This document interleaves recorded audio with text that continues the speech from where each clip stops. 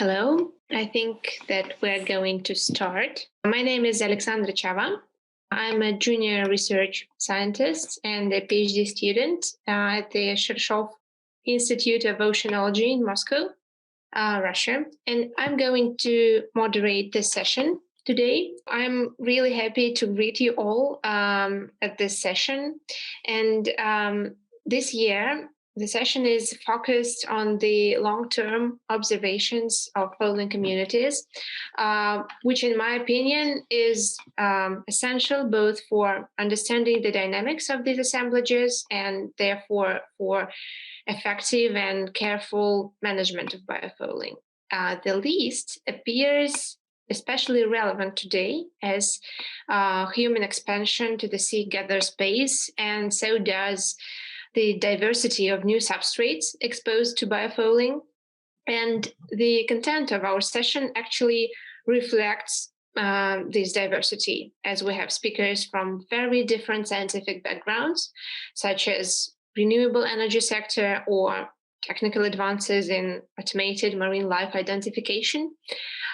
We're going to have 5 talks, and actually after each talk, we will probably have 1 or 2 minutes for some small questions, but we would prefer to have a big Q&A session after all the talks.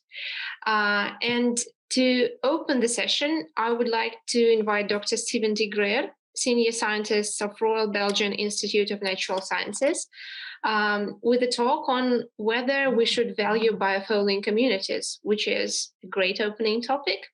The talk is pre-recorded, as unfortunately Dr. de Greer couldn't join us today. So now I'm going to put on the video Dr. de Greer sent us. And today, together with my colleagues Robin Brabant, Bob Rumus, Jan van Averbeek and Mirta Zupan, we would like to share some thoughts with you with regards to how to value or whether we have to value biofouling communities. And the knowledge we have taken for this, or the inspiration we have taken for this presentation, is coming from the Windman.be program. I will introduce that a little bit later during this presentation, together with some research projects like the FACEIT project and Persuade, all funded by the Belgian Science Policy Office. Now, first of all, getting ourselves geolocated. I guess that where you can see the red ellipse, this is most likely where most of you are. What I'm going to talk about is actually the North Sea, and that's where many wind farms are, and that's right there where the ellipse is right now. And then what I'm particularly going to focus on are the wind farms and about biofouling on the wind farms in the Belgian waters. Now, the Windman.be environmental monitoring program actually is the monitoring program for assessing the environmental impacts of offshore wind farms. And actually what we try to do in there is not only to have a look at what the impacts are, we also try to understand what these impacts are, what the cause-effect relationships between these impacts are. And that's actually the distinction between the major distinction between the basic monitoring and the targeted monitoring approach in this same Windman.be program. So the basic monitoring, we focus on observing long-term changes in the system, while in the targeted monitoring, we focus very much on the understanding what are the cause-effect relationships behind these impacts.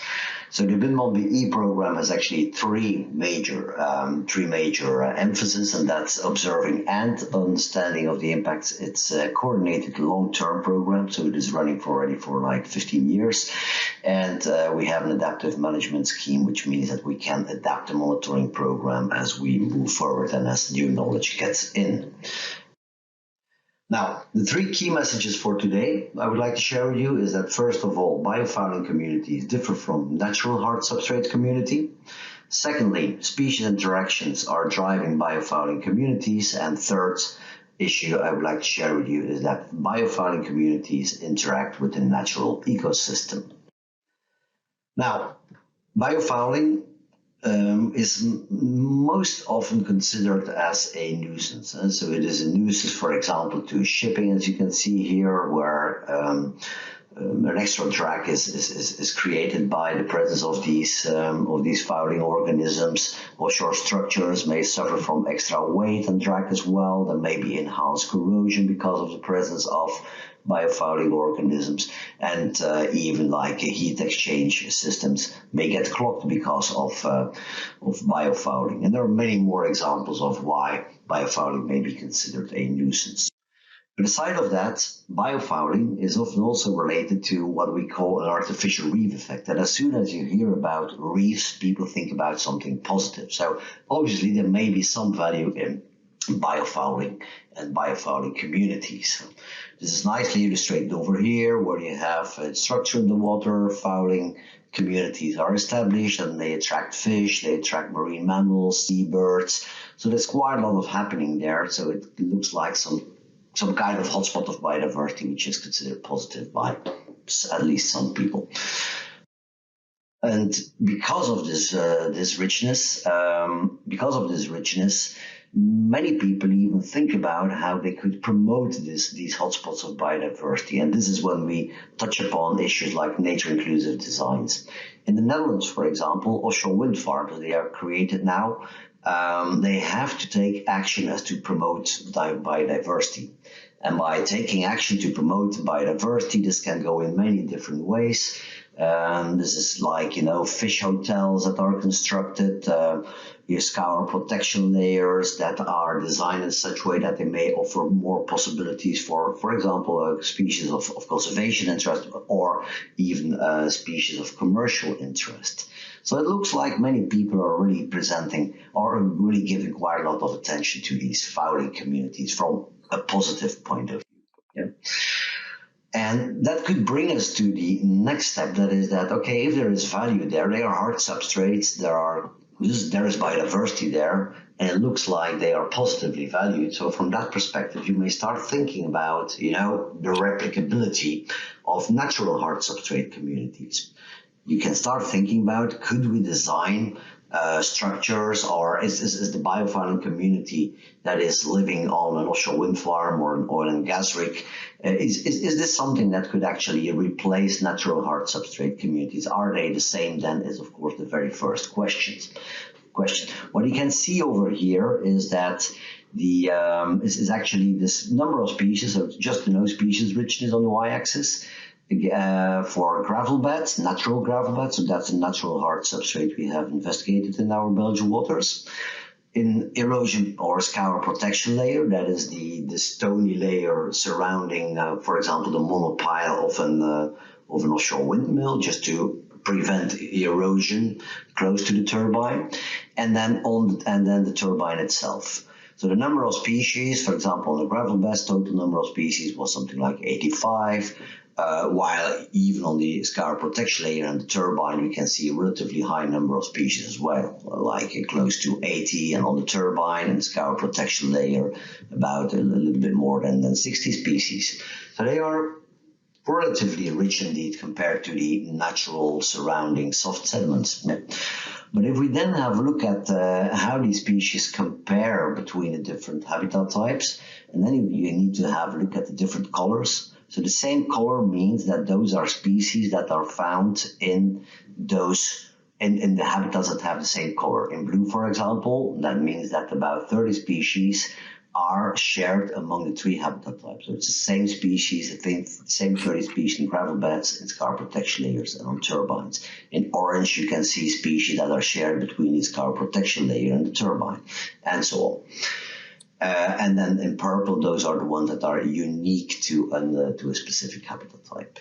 Now, if you look at the specificities of the communities on these artificial hard substrates, the ones in orange, those are the ones that are shared among the two artificial hard substrate type that cannot be found in the gravel beds. And you can see that those species actually are very opportunistic species. Those are species you can find just anywhere as soon as you put something in the water. So those are not really the species of conservation interest. The ones on the on the turbine that are unique to the turbine, on the other hand, are typical intertidal species. The intertidal species because actually we do not have any natural intertidal habitat in our hard substrate habitat in our Belgian waters. Yeah?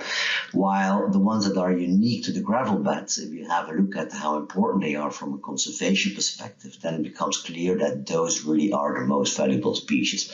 So all in all, we can conclude that both are hard substrates, but the artificial hard substrates are clearly different from the biofouling communities on the natural hard substrate, and the most valuable species are to be found in the natural hard substrates. Much of that has to do with different kind of explanations. So think about the bottom-up control and top-down controls, but there are many other reasons. I will not go in detail right here. But if you just have a look at the bottom-up control, then what we can see is, of course, the natural hard substrate, and then they tend to consist of gravel beds, for example, consist of large stones, smaller stones, maybe stones that are, on top of each other. So they create quite a lot of microhabitats, which is not that much the case on the offshore wind farms or piles of an oil and gas rigs, which are just, vertical structures stretching through the water column. And here you can clearly see that the higher the complexity, actually, the higher the species richness. So that is one explanation why these artificial structures, or the biofouling communities on the artificial structures, are not as rich as compared to the natural hard substrates. But there's also other aspects like the top-down control. And the top-down control, as shown over here for planktonic communities. These top predators, they really have a structuring effect onto what is happening lower down the food web. So they really help structuring the food web, and they actually largely contribute to diversity, which is something that is already known, of course, from the 60s. Yeah? There's nothing new there. But what may happen here in these artificial reefs is that these artificial reefs, they are very much isolated structures, which means that, these larger top predators, they may pass by occasionally, but they're probably not going to structure, this very isolated structure. And this may actually lead to the lack of top-down control and hence the lower species richness. Now, species interactions are very important, and species interactions tend not to be that important at the very early stages of succession of these biofouling communities, but they tend to become more important as we actually gradually move towards a more climax situation. Yeah. What is presented here is just a schematic presentation about where we start off with. So here's a comparison between the gravity-based foundation that has been installed in 2008 in summer, a monopile foundation installed in 2009 during wintertime. One is concrete, the other one is steel. And then what we have seen during the first 7 years of succession is that each type of foundation went in its own direction. So it was not quite the same that was happening in the same on the different turbines. The reason for that, of course, is that they are somewhat in different water, they are different material and so on. But what we do see is that after 7 years, and particularly from year 8, 9 onwards, year 10 onwards, we can see that they are actually moving into the same direction. And what we have seen over there is that particular foundation species interactions, space invaders interactions, and keystone predators become important. The space invaders were the anemones. Whenever there were anemones around, there was no space for other species. Whenever the keystone predators were around, they opened space for a higher diversity of species. And when we came to the foundation species like mussels, for example, they offered new possibilities for a whole series of species. And it's actually, this interaction of these space invaders, keystone predators, and foundation species that are driving the community structure of these biofouling communities. And if we then have a look at what species particularly are prevalent in these communities, then we see that they are suspension feeders, which is quite logical. They live, on a structure somewhere in the water column, so there's not that much deposition of organic matter, so they have to collect the organic matter from the water column. Yeah. And species like Yassa falcata, very nice amphipods, tubularia, anemones, blue mussels, or any other mussels wherever you look at these structures throughout the world, or brittle stars, all of them are actually known to be suspension feeder. They are filtering organic matter, either detritus, but also plankton, phytoplankton, or zooplankton from the water column. And what you can say, but that's a very nice picture about how it looks like. So this is actually a close-up from a pile where you can see these Yassa individuals over here. Here you have some males walking around, females are in the tubes over here, you can see some there and so on. So they really have very dense mats that are actually stretching throughout the whole water column. So you can imagine that represents a huge biomass of suspension feeding organisms. The huge biomass of suspension feeding organisms means that they really have to filter lots of water to maintain that, to maintain productivity, to maintain their biomass. And the species that are the most dominant if it comes to filtering the water, the surrounding water, it is this very same Yassa species, but also the mussels. Mussels, on an individual basis, they are filtering massive amounts of water.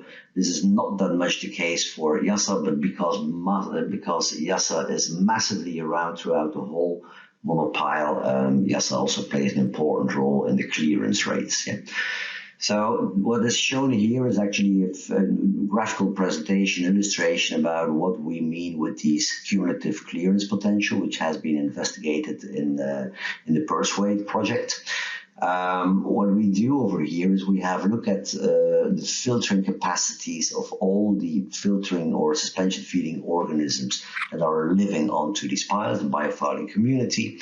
And then actually we have a look at how much water it is and how that is actually how that compares to what we call a cylindrical sleeve that would go around the pile, which means that if you have a look at the monopiles as they are overgrown with fouling communities in Belgian waters, what we can see here is that they filter a mass of water that corresponds to a cylindrical sleeve of 12.7 meters. That means that all the water within a radius of 12.7 meters around the turbine is filtered, is completely devoid of, is going to be, the organic material is going to be taken out from that water mass, corresponding to about 19,000 cubic meters per day, which is actually used. And this, of course, cannot go unnoticed for the surrounding ecosystem. Yeah. So if you take organic matter from the water column, of course, you also will provide or you will give back organic matter to the water column. And this happens in the form of fecal pellets, dead organic matter, pseudofeces. So all of that is actually, it's filtered. The organic matter is filtered from the water column. It's transferred into organic matter or pseudofeces that are then sinking to the bottom. The reason why they are sinking to the bottom is because their weight, the specific weight of these particles is actually heavier, is higher than the organic matter from the plankton. Yeah. So that means that they are sinking down at higher speeds than for example, planktonic organisms. And by doing that, actually, they become available. They represent a source of organic matter to the organisms on the scour protection layer, but also the macrobenthic organisms that may live in the surrounding sediments. Yeah. And what we actually see is that these biofouling communities, they really have quite a lot of organic matter that is deposited. So here's a representation about different scenarios of wind farms in Belgian and Dutch waters. What you can see here is all these blue dots over here. They represent monopiles, so they represent a wind turbine, a single wind turbine. And then in blue shaded to dark red shaded is actually the representation of the increased deposition of organic matter or decreased deposition of organic matter. And what you can see is that within the offshore wind farms, where you particularly see a red color, you see that there is an increase of organic matter deposition with up to about 50%, which is not negligible, I would say. And this impact is largely restricted to the wind farm itself, but there are some places where the organic matter is taken by the tidal current and be deposited even outside the offshore wind farm. But what you can also see is this blue over here and right here as well in the scenario. You can actually see it in all three scenarios. And that's actually, a decrease in organic matter deposits, which is quite logical, because if you take organic matter from the water column and you locally transfer it to the sediment system, then of course there must be a lack of organic matter at the lee side of this, the shadow side or the lee side of these structures. And that is actually what we have been able to demonstrate with this. And then of course, that's quite logical. If you think about biofouling organisms representing a huge biomass, you have the organic enrichment. Of course, this does not go unnoticed for higher predators. What we have seen, and this can be seen everywhere, is that actually these biofouling communities, they do attract organisms, do attract species of conservation interest, but also species of commercial interest, like, for example, around a single wind turbine, we can have up to thousands of pouting hang around, tens of Atlantic cods, hundreds of edible crabs, and even lobsters. Lobsters were actually hardly present in Belgian waters before we had the offshore wind farms. They are attracted because of, on the one hand side, of course, shelter, because of the rocks under the rock, the artificial reef itself, but also because of food. And this is nicely shown by means of this study by one of my PhD students, Julian Beusen, who is investigating the feeding behavior and the condition of plays in the vicinity of an offshore wind turbine. So what you can see here is that, on the x-axis you go fish. You look at fish that were caught close to the turbine, in the wind farm, but not that close to the turbine, outside of the wind farm and further away from the wind farm. And I think it's clear that the Fulton's K for these places is actually a fullness index, a fullness stomach index. What you can see over here is that clearly this Fulton K is increasing as you go closer to the wind farm, to the wind turbines, which means that these species, they particularly are attracted to these offshore wind farms because there are excellent feeding possibilities over there. Okay, in summary, and going back to our main question, should we value biofouling communities? Well, first of all, we can say that they do not replicate natural hard substrate ecosystems. They are not the same, they are different. You cannot replace one with the other. Yeah? Secondly, the bottom-up control is prevalent, particularly the species interactions. Remember the space invaders, the habitat providers, and then the keystone species, particularly those bottom-up interactions that are structuring these biofouling communities. I think I have also been able to show that they do affect carbon cycling, and by collecting organic matter from the water column and kind of locally accumulating it in the nearby sediments, and they do increase local productivity.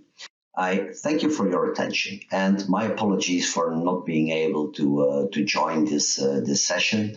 Anyhow, if there would be questions, you're always welcome to directly contact me. Thank you very much.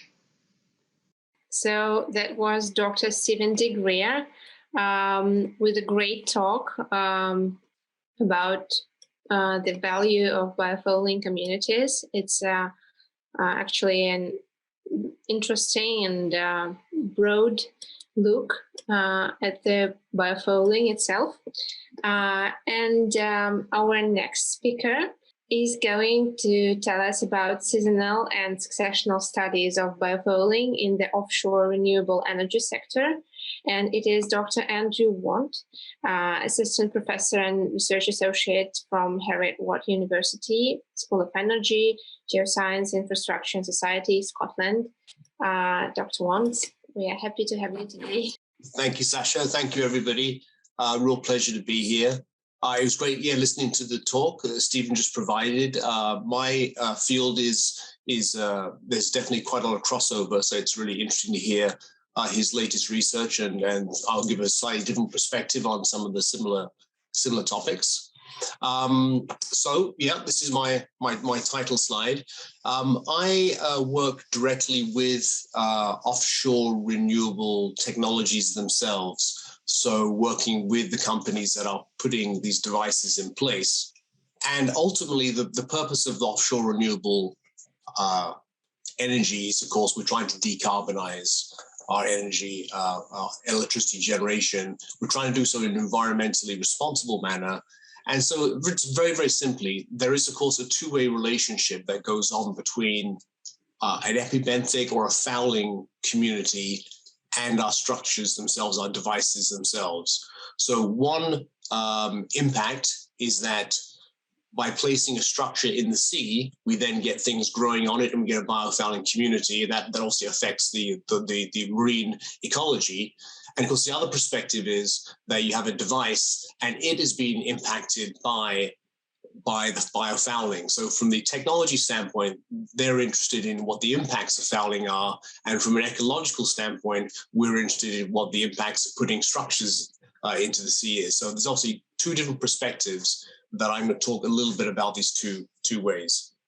Firstly, when we speak about offshore renewable energy, Stephen was not referring to the expertise that they have in offshore wind. So that's one major sector, the most major sector of the offshore renewable energy. But it also includes tidal energy, it includes wave energy, which are two areas that I'll speak about in more detail today.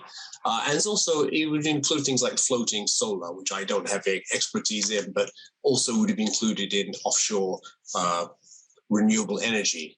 So from the first perspective, is from a technology perspective, what is the impacts of the biofouling has upon these devices themselves? Just for interest on these images here, these are several taken over the years from marine tidal and wave devices. So we have a buoy here. This is a wave rider buoy in the upper left, which is heavily fouled, and that will have impacts upon its functioning. We have a heating system here. We have an ADCP here used to measure current flow, and this is part of a mooring system down in the lower left. So all these things, of course, will have consequences to the technology, and from their perspective, from the perspective of the industry, they, of course, want to get rid of fouling.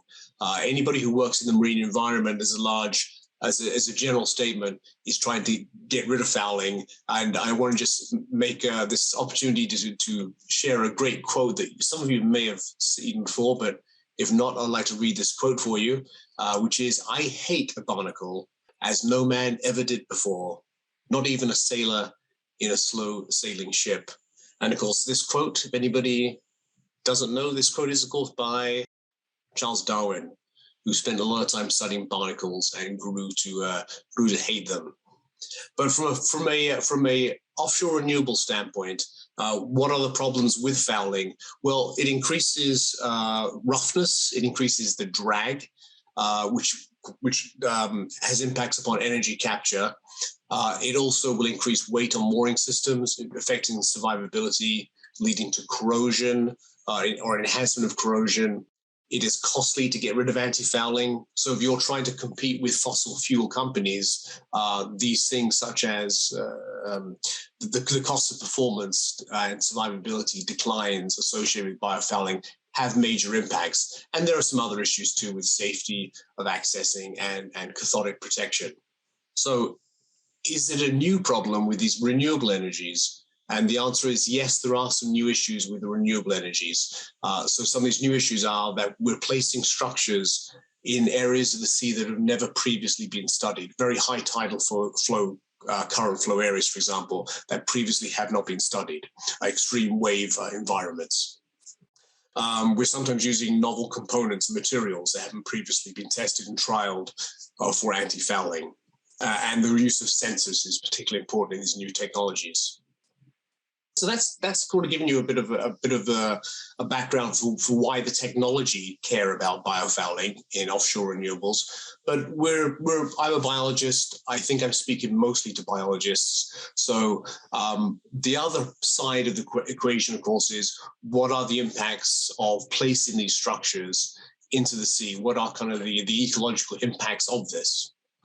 Well, I've got a couple of organisms here which show the contrast of, I guess, how you look at biofouling, how you define biofouling versus epibenthic communities can be really it's quite complex, and it depends upon your own perspective on how you value things and how things are valued. So, for example, in this image, I have Corella eumiota, which is a non-native species in Scottish waters.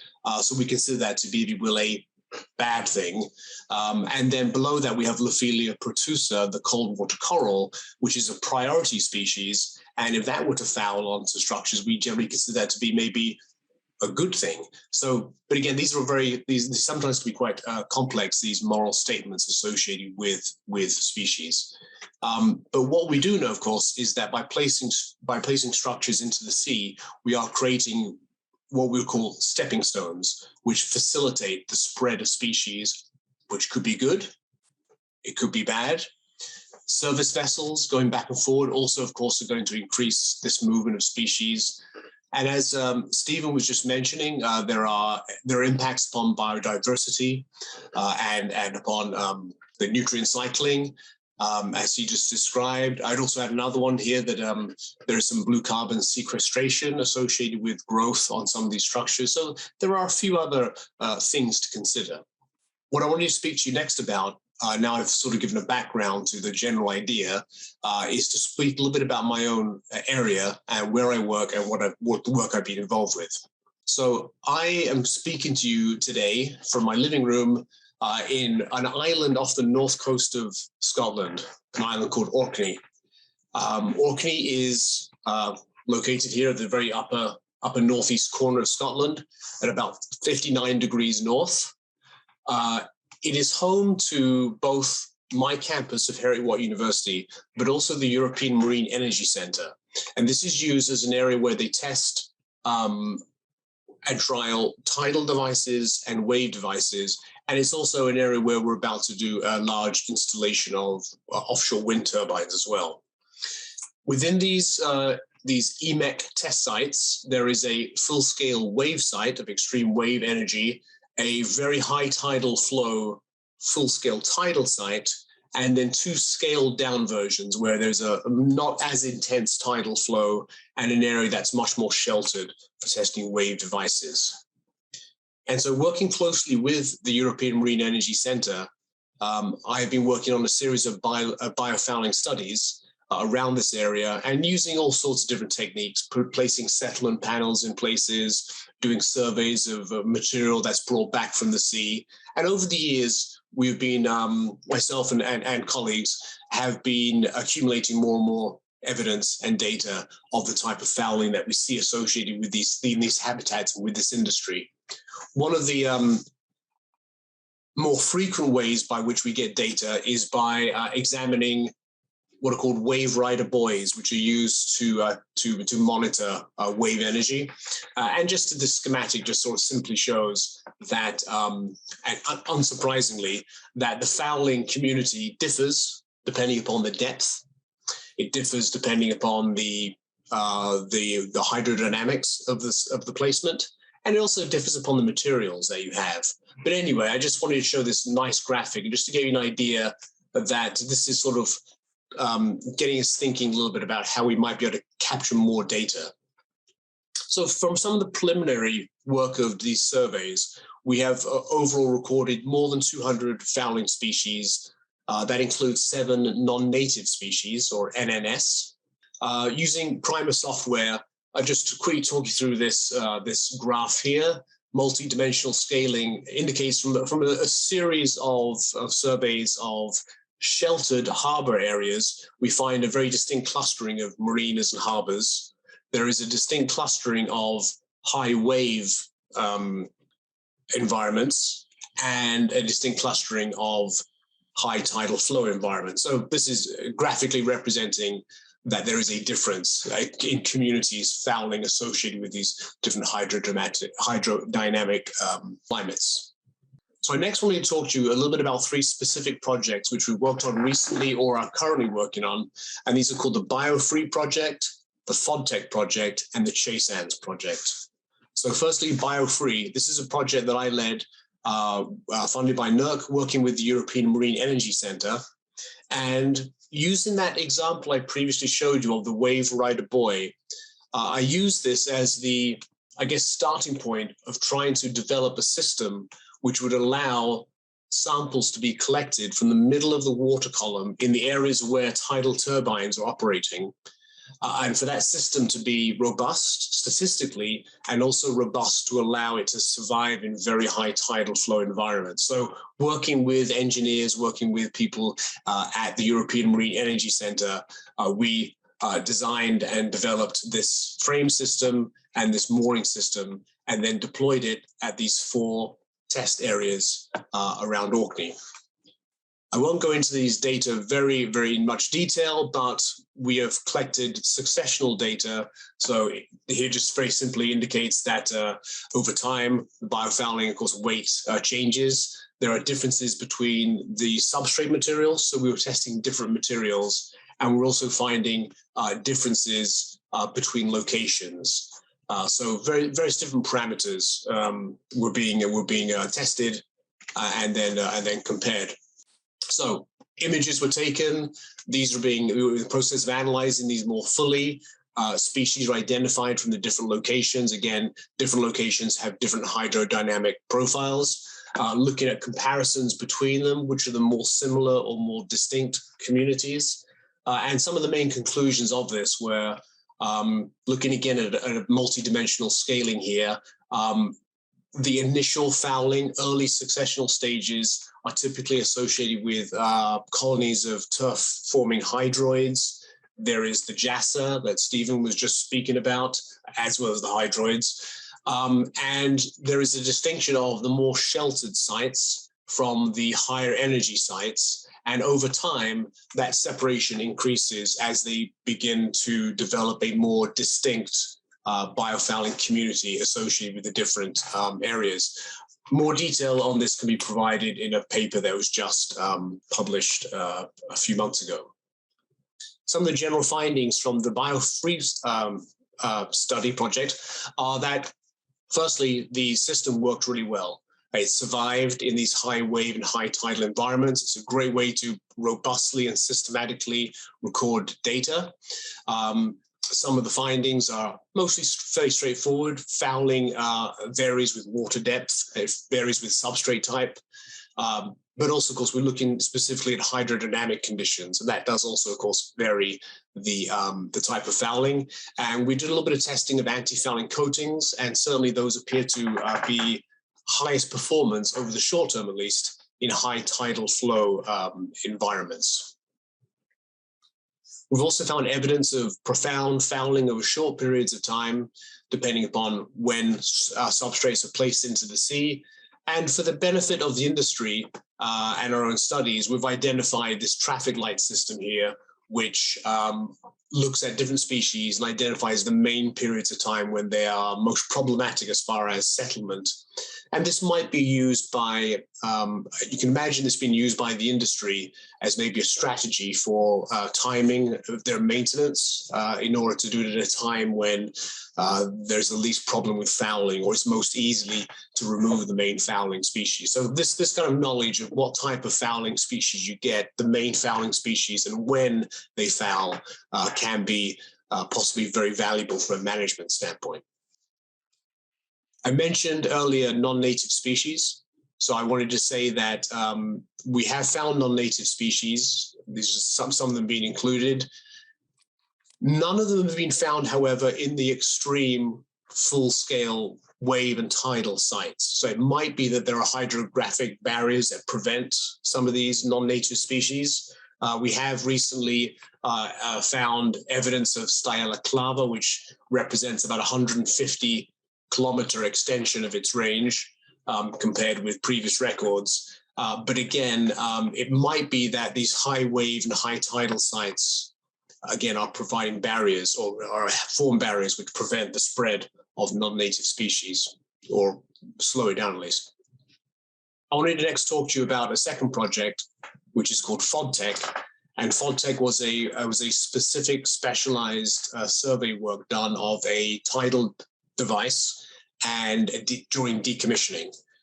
This is what the structure looked like before it was in place. So it's quite a large tripod, and it was placed in the sea for about 10 years, a little over 10 years. I won't go through this slide in great detail, but it was used to test this tidal turbine for about 5 years.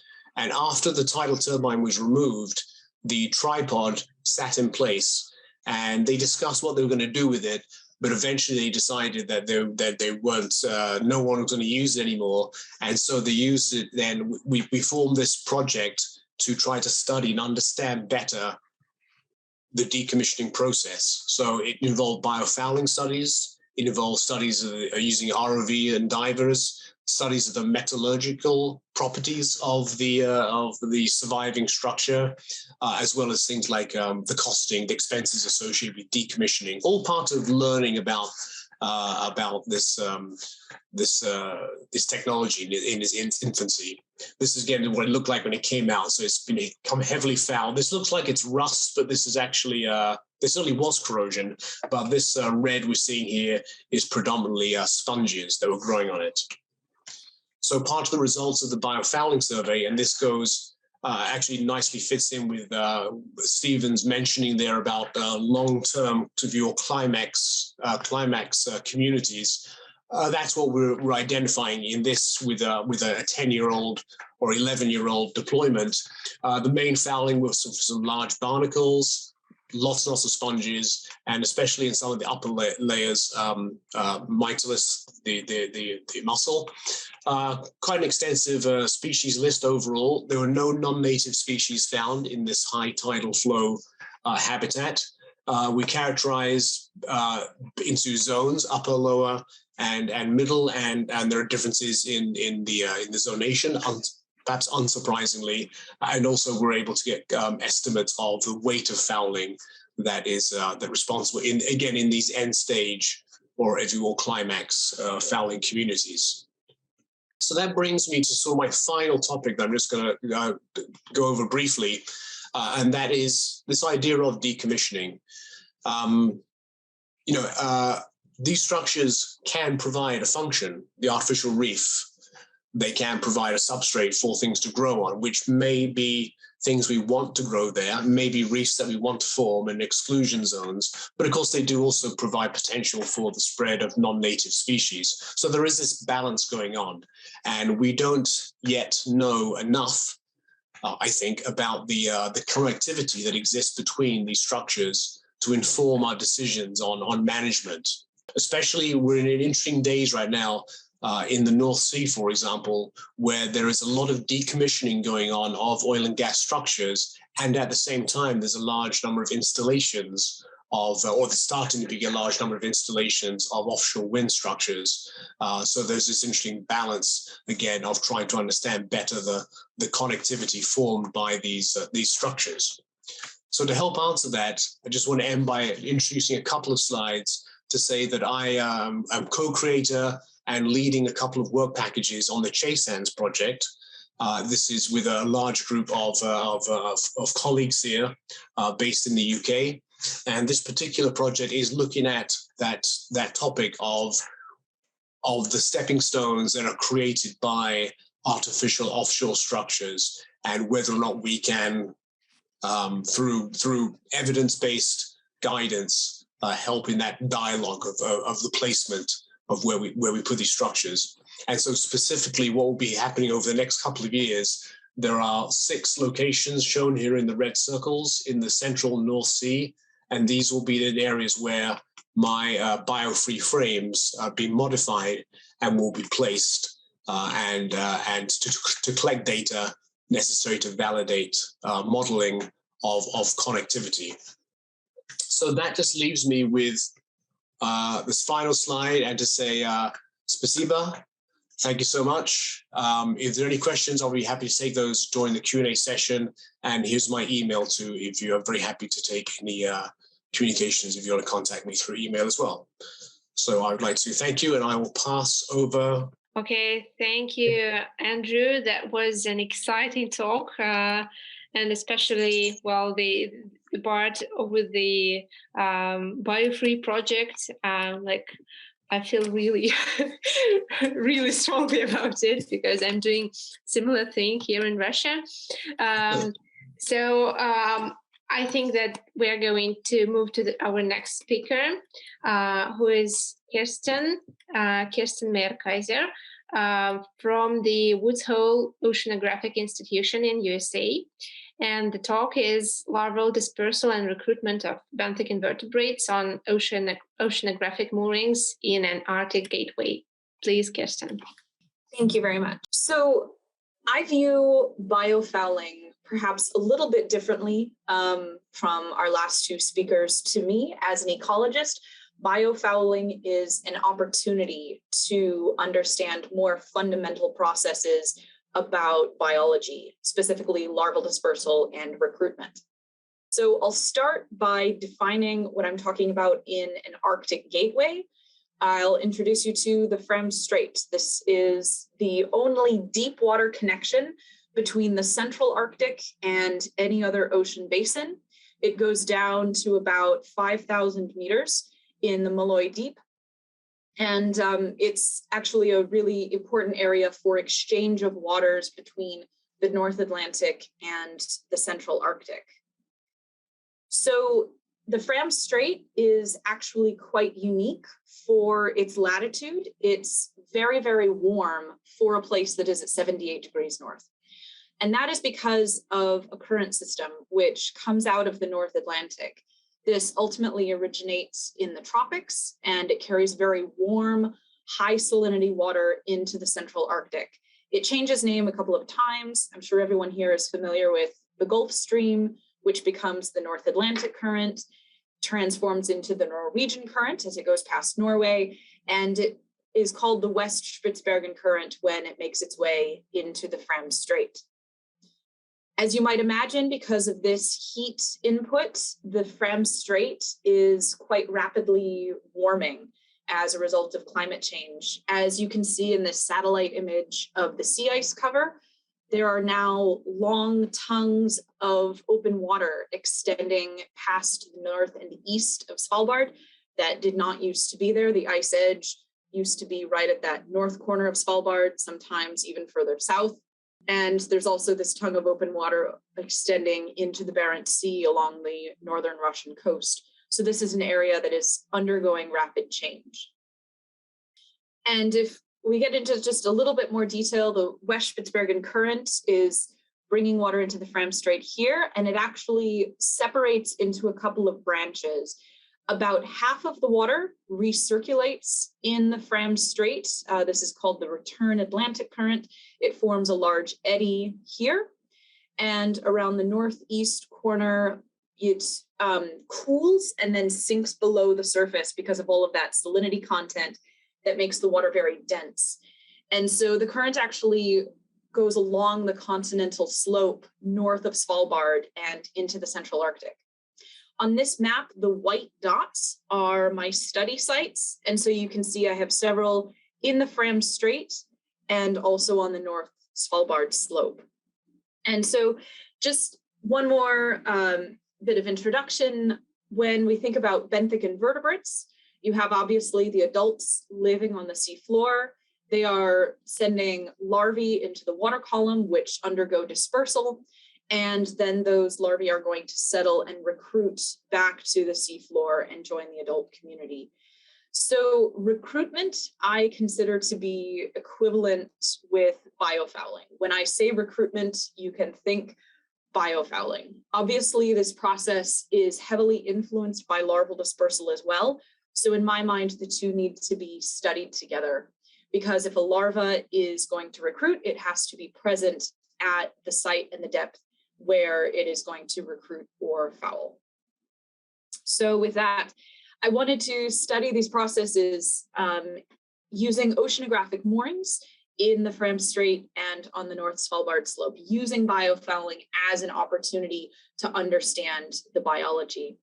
This study was conducted in collaboration with the Alfred Wegener Institute. I've collaborated with them for about 10 years. It was performed in the context of the long-term Ecological Research Observatory House Garden, which is in the Fram Strait. And we also collaborated with a researcher at the Norwegian Polar Institute who was deploying moorings on North Svalbard on the slope. So I want to pause for 1 second and give credit to this paper, which has influenced my work. Some of the authors are with us in the session today. And this paper lays out a very good framework for using biofouling on scientific instruments and scientific installations as opportunities for studying recruitment and larval dispersal on a long-term basis. So this paper has influenced my work. And I want to specify that I will be speaking about macrofouling. I do not touch microfouling. It is challenging and not for me. So all of the species that I am talking about today are multicellular and able to be seen with the dissecting microscope. So here are some examples of moorings that my samplers were deployed on. You can see I took opportunities wherever there was a connection, an opportunity to attach something. You can see a larval trap on the plan on the left mooring in the middle of the water column. And on each of the moorings, I wanted to make sure that I had samplers near the sea floor so that I could see what was descending and getting ready to settle there. I also had samplers at various depths in the water column on many of the moorings in the Fram Strait because I wanted to have samples in the West Spitsbergen Current, closer to the sea floor at various different depths. And so for collecting recruits, I used panels to simulate the natural substrata. It's not a perfect simulation because I am using plastic. So I am collecting fouling organisms rather than perfectly imitating the natural substrata. But I was using squares of plastic that I scratched up with sandpaper to collect biofouling and collect recruits. I think it's very interesting seeing Andrew's presentation that we both have similar ideas of panels on a frame. I think this is a really good method for collecting samples. For the larvae, I was using tube traps, and those are basically centrifuge tubes that I had in my laboratory. They're a column and then they have a cone at the bottom. So I sanded off the tip of the cone so that it formed a funnel at the bottom. Smashed 3 of those tubes together so that I get a single sampler with 2 internal funnels that trap the organisms. I filled it with preservative, and so any specimen that fell into the preservative and went to the bottom was then prevented from washing back out because the funnels are there. These were deployed in housings made from PVC. And as you can see in the right image here, an array of 4 larval samplers was deployed with 4 panels, any point that I could on the moorings, attached directly to the line with cable ties. And in addition to this, I collected opportunistic samples of the actual biofouling, what organisms there were on the instruments when they were recovered. I was actually quite amusing to my physical oceanographer colleagues because every time they recovered the instruments, I was standing by on the deck of the ship with a cup of water and a pair of forceps to collect these samples. And you can see an example here of a bryozoan. This is Alcyonidium. It's a very common fouling species that has grown to great size on this sampler that was deployed for 2 years. Altogether, I collected 29 different species, which I will have to admit is much more than I ever thought I would get at 78 degrees north. So many of the sponges and cnidarians that I collected are shown here. I think is a predatory sponge, but I'm not entirely sure. B is a soft coral. And then C through J are all hydroids. And again, a similarity that I noticed with the other presenters today is that hydroids are very commonly the first organisms to arrive and foul in a particular location, forming that community as pioneer species. This is especially enhanced in the Arctic. So I was noticing in many cases that I had a hydroid species as the first one to colonize. They were very common in my experiment. And then this last panel is panel K, is an anemone that is an epibiont on a crinoid stalk. Also, we collected some arthropods and mollusks. I'm just showing species here. We've got 2 different types of barnacles, many different types of bivalves. Panels G and H here are pteropods. And these are not benthic organisms. They spend their whole life cycle in the water column. But I wanted to show them just to demonstrate that I collected them, because pteropods served as a positive control for my larval traps. They are very, very common to collect in passive sinking traps in the Arctic. And so the fact that I was able to collect pteropods showed to me that the samplers were working and capable of collecting other species as well. So, and then these last 2 panels, I and J, are nudibranchs. One of the things that I started noticing as I identified all of these species was that many of them have very long pelagic larval durations. So, for example, panel B, this is the barnacle semibalanus that has a larval duration on the order of a couple of months. C is Hyatella arctica, again, a planktotrophic feeding larva that is in the water column for several months. This nudibranch, panel I, has panmictic populations across the North Atlantic. J, again, larval duration on the order of months. And so these could mostly all be described as relatively opportunistic, R-selected, high fecundity species. They are dispersing very far from their parents, and they're in the water column for a long amount of time.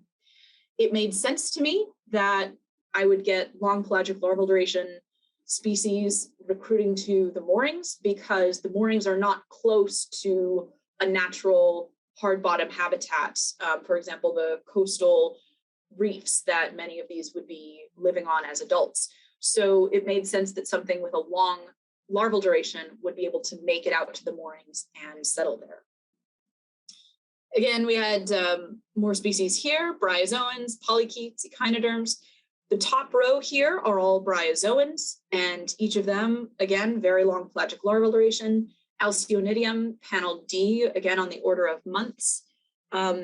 My serpulid, panel F, is Hydroides norvegica. And again, this is a very opportunistic species with a larval duration that is very, very long. My crinoid, panel H, the larval duration for that one is about 200 days. And so again, these are very opportunistic species that are dispersing far from their parents to colonize the moorings. The advantage to deploying my samplers on moorings is that I'm able to compare my biological results to the oceanographic data that were collected at the same locations. So these figures are a little complicated, but hopefully some explanation will help simplify them. On the y-axis, I have temperature. On the x-axis, I have salinity. And the top panel is individual data points. These are measurements that were made at a specific point in time over the course of the 1 or 2 year deployment for the moorings.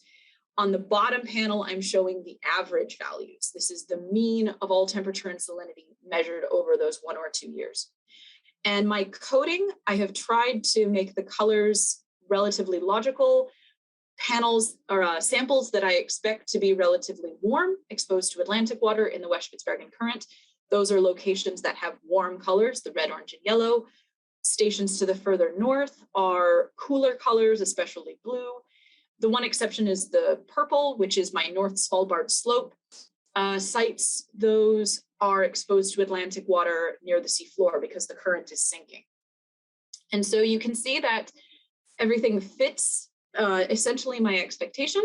The gray boxes show the water masses. AW is Atlantic water, IW is intermediate water, which is formed by the mixing of Atlantic water and melting sea ice. ARW is Arctic water, and PSW is polar surface water, which is melting sea ice. So if you look at the average values, you can tell that most of the surface samples in Fram Strait are influenced by Atlantic water or intermediate water. And so that's what I expected to see. The seafloor samples, those triangles, are influenced by Arctic water, which sits below the West Spitsbergen current. You also have Arctic water influence in East Greenland here.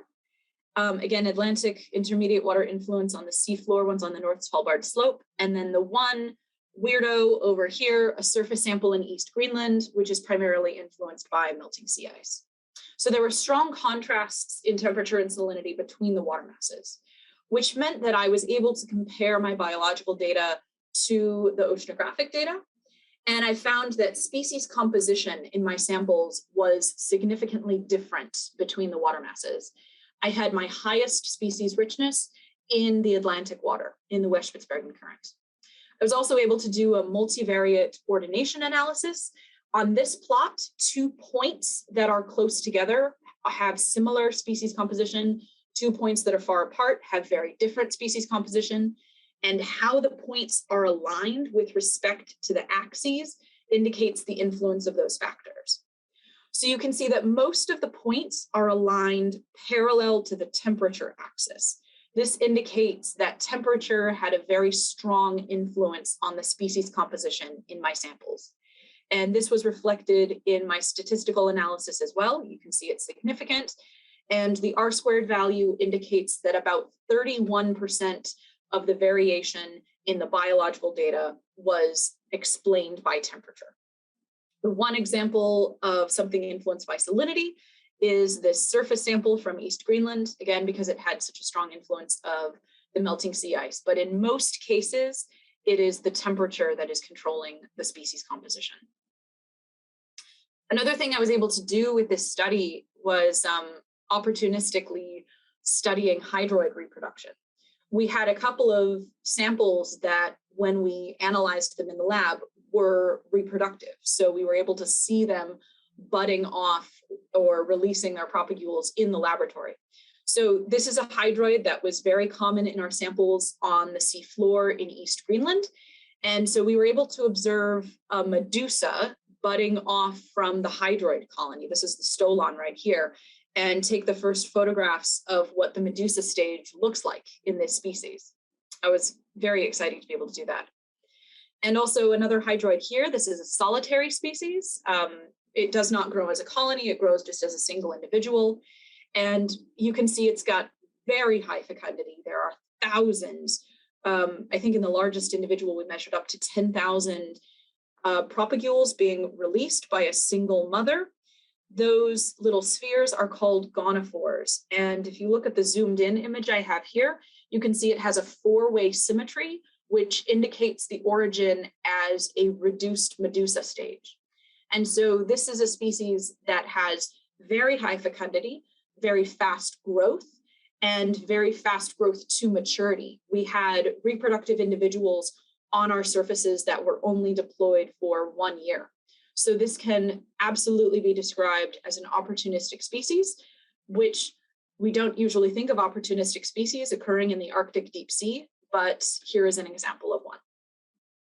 So insights that we gained by studying the biofouling on these moorings is that, first of all, the West Spitsbergen current is an important vector for larval dispersal.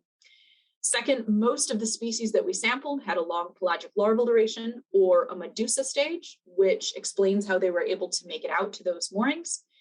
And given those two things, I can conclude that opportunistic species could potentially expand their ranges northward in the West Spitsbergen current as climate continues to warm.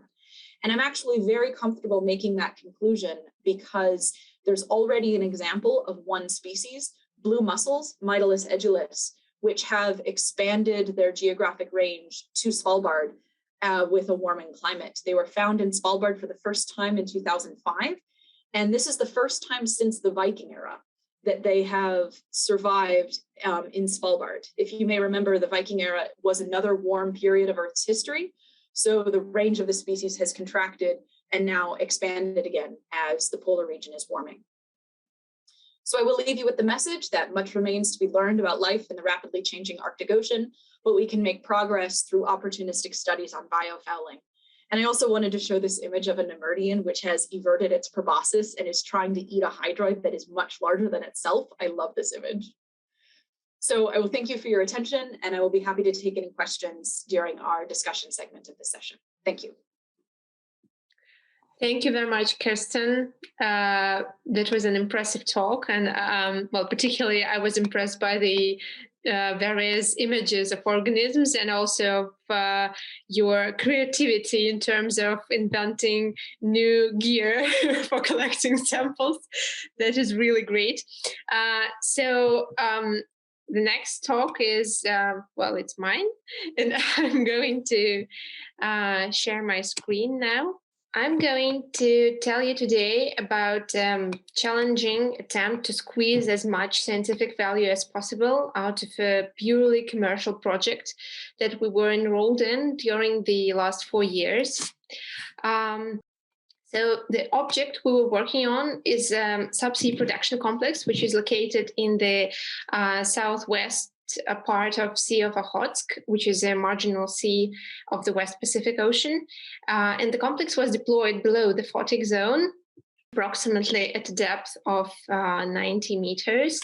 The temperature there is stable throughout the year and is approximately minus 1.7 degrees Celsius. The complex consists of 4 parts, which were deployed at in different years, with K1 and K2 being the first one in 2011 and K4 being the last one in 2014. So regular cleaning and inspection of the whole complex was performed by world-class ROVs, which turned out to be an excellent source of video footage of fouling communities. And as these materials came from the depth that is quite rarely studied thoroughly in terms of biofouling, we decided to use it for exploring the true jungles that developed on this subsea complex. We actually did 2 things. First, we visually estimated the species composition and total cover of the intact biofouling community on the same parts of the complex in different years, so that we trace the dynamics of community development. We also analyzed the regenerative processes in the same regularly cleaned areas on different parts of the complex in different years, in order to find out if the secondary colonization of the substrate differs from the primary one. So what we were looking for. One might think that we were just curious what creatures inhabit this quite underexplored depth in the Sea of Okhotsk, which is partially true, but we also wanted to clarify what happens to the biofouling community in course of time, years in our case. And there are 2 views about the answer to this question. The first one declares that there is a succession, the directional and progressive change of community in a given area over time. And for biofouling communities, succession was described mainly in the shallow water photic zone, which is changing now, but still. And the generalized classic scheme looks like a gradual change from first microbial colonizers forming a biofilm towards diatoms and other microalgae, and finally to multicellular organisms or macrofoulers. And stages timing, of course, are different depending on various biotic and abiotic factors, but still these events have a more or less strict sequence. And according to the other point of view, there is no clearly predictable pattern in biofouling community development, and the whole system exists in some kind of dynamic balance, where the stages identified for the community do not necessarily follow each other in strict progression. So we would very much like to find out which scenario applies more to our case. And before I describe the results of our analysis, I would like to introduce some key organisms that we managed to identify in the video. So to be clear, we worked only with macrofouling, which is quite obvious, I guess, but still. So we had sponges. Here we can see Facalia, great sponge, typical for the region. We had lots of hydroids, soft corals like Gersemia and its relatives, serpulid and spirorbid polychaetes, tunicates that can be seen here. And also here is a very typical species called Baltenia avifera. Bryozoans, both in crusting forms and book-shaped forms like Securiflustra, sea anemones, and barnacles, of course. And this is Hirona evermanni, a very, very typical species for the region. So back to the community development. The earliest stage we can describe was a 2-year-old community at K4, deployed in 2014. As we can see on these screenshots, the total cover is quite low. It doesn't exceed 30% and mostly is 10%, I guess, and consists of solitary barnacles, hydroids, and a few colonies of encrusting bryozoans. And the horizontal surfaces are covered with silt. So the next community age we could observe was 4-year-old, and it is a completely different picture. In 2 years, the total cover increases from 10% to 100%, mostly. Lots of new macropholos came, such as this bushy, huge bryozoan Securiflustra at K3, and dense layer of hydroids, barnacles, Hirona evermanni, which serve as a secondary substrate for other foliars. And there are also sponges, individual colonies of soft corals, these like pinkish spots here, and actinias. It seems like some kind of qualitative leap occurred in the third year, and the community demonstrated explosive growth. But the development of the community doesn't stop at this stage. And as we can see in the video from the 5th and 6th years, it looks like there is another leap between the 5th and the 6th year, where the community becomes even more diverse, and not only in terms of species composition, but also in terms of vertical structure. There are several levels now. The lowest, like basal one, consists of barnacles, encrusting, and small bushy bryozoans and hydroids. Then come larger bryozoans, actinias, tunicates, and finally there are these gigantic, up to I think 30 centimeters high, tunicate Baltenia avifera and sponges, Facalia sponges, and Gersemia, which is also quite big. So communities older than 6 years look like, well, they look quite similar to the 6-year-old one, and the key species are the same. The multi-level structure remains, and the cover exceeds 100% mostly everywhere, as the organisms overgrow each other and use like every hard surface as a substrate, which is clearly precious now for these guys. Of course, we can't really claim that this stage is a climax, but it looks like it for this period of time. I hope that we'll have an opportunity to see what happens in the next 10 years. And for now, we came up with an approximate scheme of the primary succession in this biofouling community. I say approximate because we still need proper sampling, which we unfortunately don't have, longer observations and more replications of this pattern to say to say something more confidently. But I also say succession, as in my opinion, we have enough evidence of directional and progressive change of community over time. And this change is similar on different objects deployed in different time. So there is like repeatability of these changes.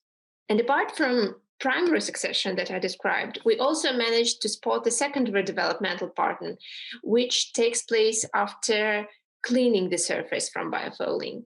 The ROV uses high pressure water jet cleaning technology, which is quite effective on horizontal and vertical surfaces, though sometimes it kind of fails if the surface topography is more complex.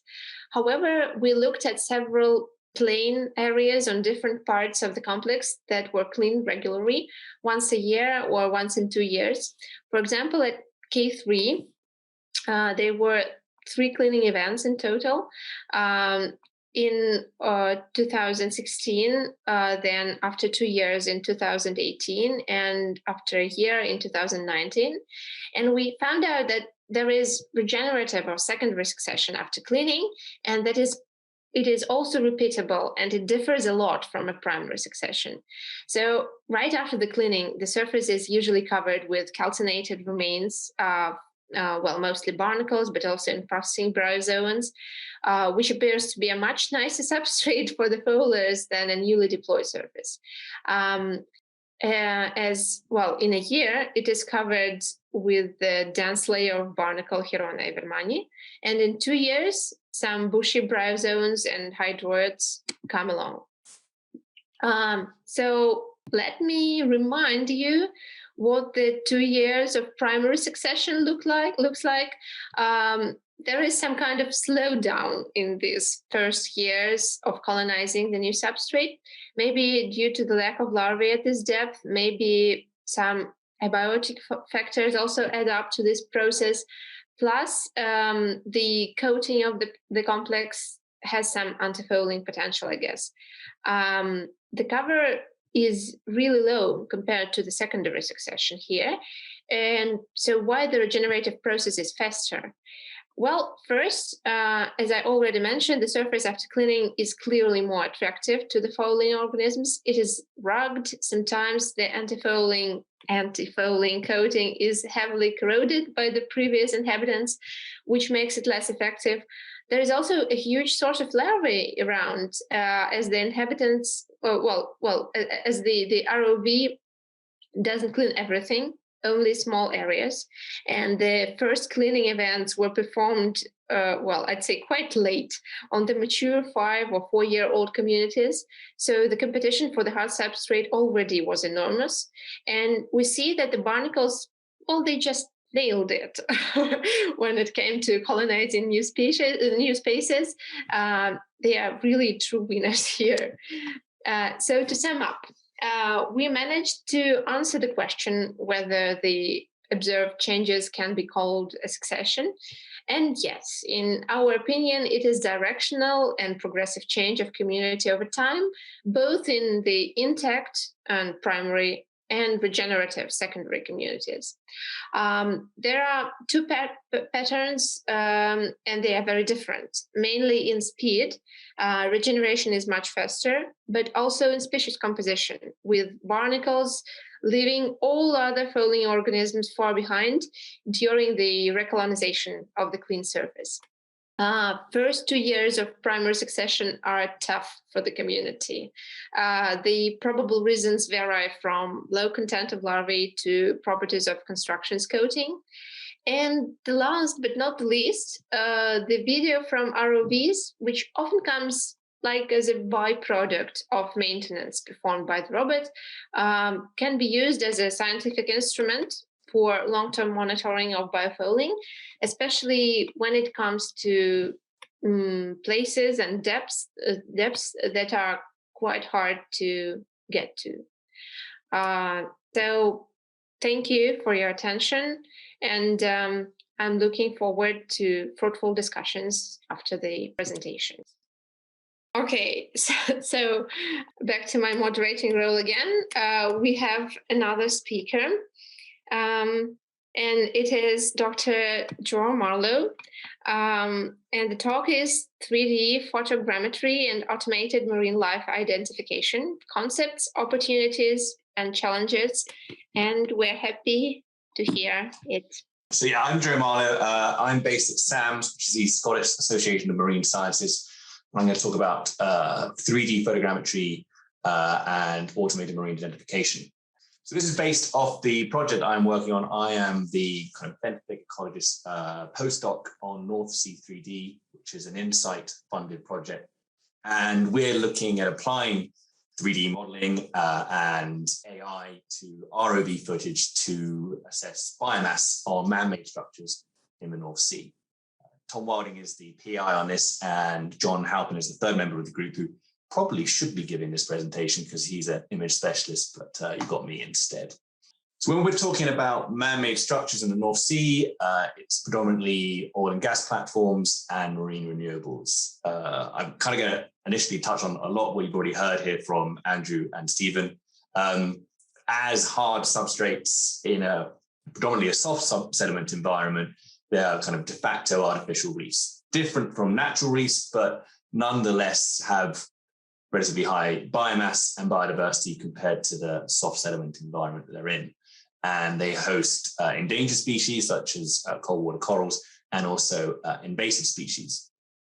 And this growth is not just thought of in terms of ecological point of view, it's also an engineering concern.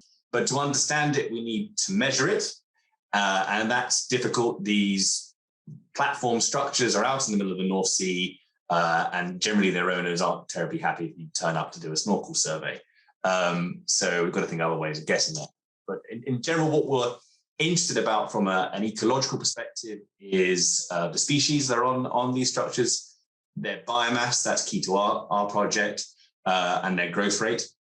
And from an engineering perspective, industry is very interested in the biomass in terms of the weight, particularly when it comes to decommissioning, because you're literally lifting the structure out of the water and they'd like to have a good idea how much it weighs. And also the roughness, because it creates drag on the structure during its lifetime. We've touched on this through a number of talks already. Generally, what happens is the colonization in the North Sea at least kind of follows a depth-based zonation after it's reached a certain amount of time it's been in the water. At the very top of the structure, it's normally algal dominated with mussels, Mycetes edulis. And as you move further down, you get dominance by anemones, soft corals, and sponges. And for those structures that are in the very far north of the North Sea, they can be quite deep. And below about 100 meters, you start to get Lophelia, which is a cold water coral, and is a protected species. So what we're using is ROV footage, and as Sasha just touched on, this is potentially a very useful source of data.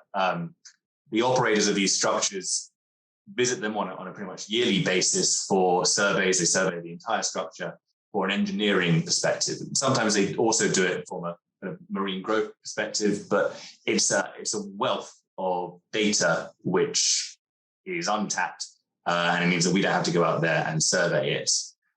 If you can get access to it, if you can persuade the oil companies and offshore wind companies to release the data.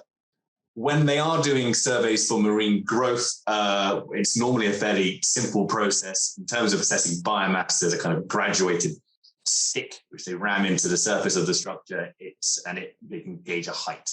So you can see this here with some Metridium anemones. It's fairly inaccurate. And what we're doing is we're looking at better ways of assessing this biomass, and we're using photogrammetry. So in a nutshell, for those of you who've never heard of photogrammetry, it's all about taking images and turning it into 3D models. If you take enough images of any object and you basically circle the object, taking images of it, as long as there's enough overlap between those images, generally about 60%, you can plug it into a bit of software, which does all the wizardry. And what it does is it detects commonalities between those images and then stitches them together into a 3D model. So this is just of it's the pier leg in the North Sea, which we did some practice runs on. So just give you a kind of basic run through. This is some work we've done in the aquarium here at SAMS, and we just wanted to generate some 3D models of some Mytilus. And so you start off with your source material, which in this case is video, and you get frame grabs from that. And again, lots of images, lots of overlap, plenty for the software to work with. And then what happens is the software will start to basically calculate the camera position. So what you can see here in the middle of the presentation is basically those camera points, the commonalities the camera has, the software has detected, and all the blue bits are the camera positions. And then the software generates a 3D point cloud based on those commonalities. And it then applies a texture, so you get a kind of solid model from it. And then if you want, you can then overlap it with your original images, so you get a nice looking 3D model. The important part is if you've got some way of measuring scale, so and this is just as simple as applying a scale bar, you can then measure volume. So the advantages of using ROV footage for photogrammetry is it's obviously non-destructive. You can do it remotely. And as with any kind of visual video or still survey, there's a permanent record and huge areas can be covered. It is cost effective if you are using footage that is already out there. So in our case, we're using inspection footage. If you've got to send your own multi-million pound ROV down, it's not so cost effective. But it may be the only way you can do it.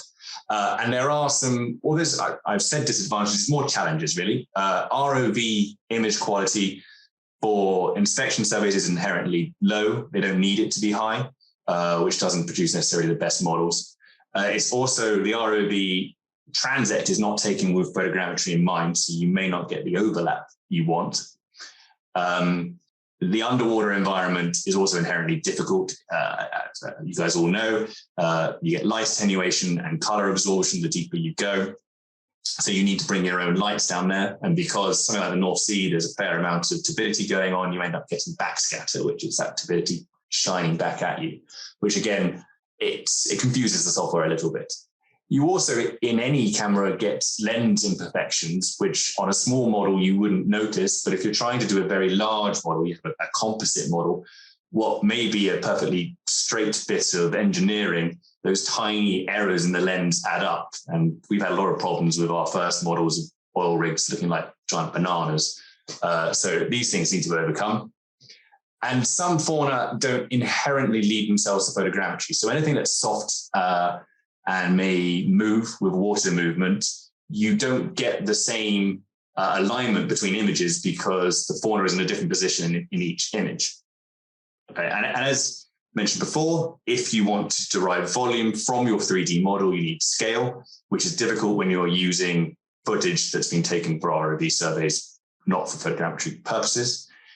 And importantly, if you want to turn that volume into biomass, you need density values, which are species specific. And those density values, even if you did them in the lab, what they don't take into account is the areas the cameras can't see. So I just give you my kind of crude drawing here explains this. On the left, you've got the fauna growing on a substrate, and you have spaces between the fauna, and even within it, if it's a kind of colonial animal, something like Ophelia. But what your photogrammetric model is always going to do is get a volume of the outside. So it does require calibration. So what we're doing in the lab and in the field to a certain extent is we're doing photogrammetric models. We are getting volume from those, but we're taking the same animals. So whether it's in the aquarium or whether it's on a wreck and we don't scrape them off, and we're taking them back to the lab, and we're just using simple water displacement and Archimedes principles to then measure the actual volume of them. And if you measure the mass as well, you can then get the density. So the idea is later on down the road, plot this onto a nice graph, and we can do an ROV survey of a bed of Metridium, and looking at that volume should be able to tell you its mass using the density values we've worked out. Now, as I said, biomass requires species-specific density information, and your ROV surveys produce hundreds of hours of footage, terabytes of data. Going through that and speciating every single little bit you get is a hell of a lot of work. So we're using AI. I am not a specialist in this, so apologize about my limited understanding of it. But basically what we're using is machine learning, and in particular, convolutional neural networks. So it's not really AI. We are providing the convolutional neural network a lot of trained images. And by that, I mean, like this image on the right, which didn't paint, but it kind of looks very similar when you do it in the real world. We have drawn around our images of interest, and we're telling the convolutional neural network, okay, this is a Metridium, this is a sea star. And what it does is it applies a bunch of filters and looks for patterns in those images. So that what happens is you've got your untrained neural network, convolutional neural network. You then train it by providing it these images where you told them what the animals are in the image and what they look like. It then detects patterns. So that what happens is if you present it with a completely novel image, using that pattern recognition, it can hazard a guess at what those animals are in that image. I mean, I'm using animals. It could be anything. It could be stationary. It could be whatever you trained the CNN on. So this is an example of some work we've done in the Gulf of Mexico. And on the left-hand bottom image, that's the actual ROV still. And the right is a kind of color-coded species guessed by the CNN. And it's pretty good, actually.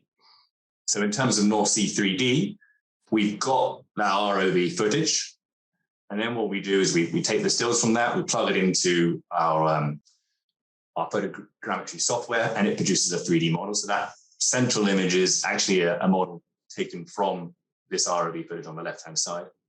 And you take those same stills and you put it through a trained CNN, and it will produce a guess of what those species are. And if you then overlap that onto your 3D model, you get a nice 3D species annotated model. So let's go ahead and do that.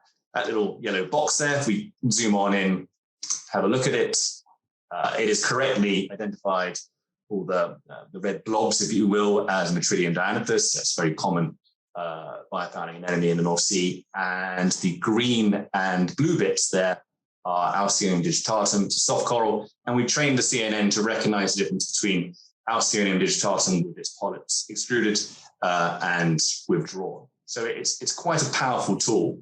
And then we can then from that derive volume, apply our species-specific density values, and gain biomass.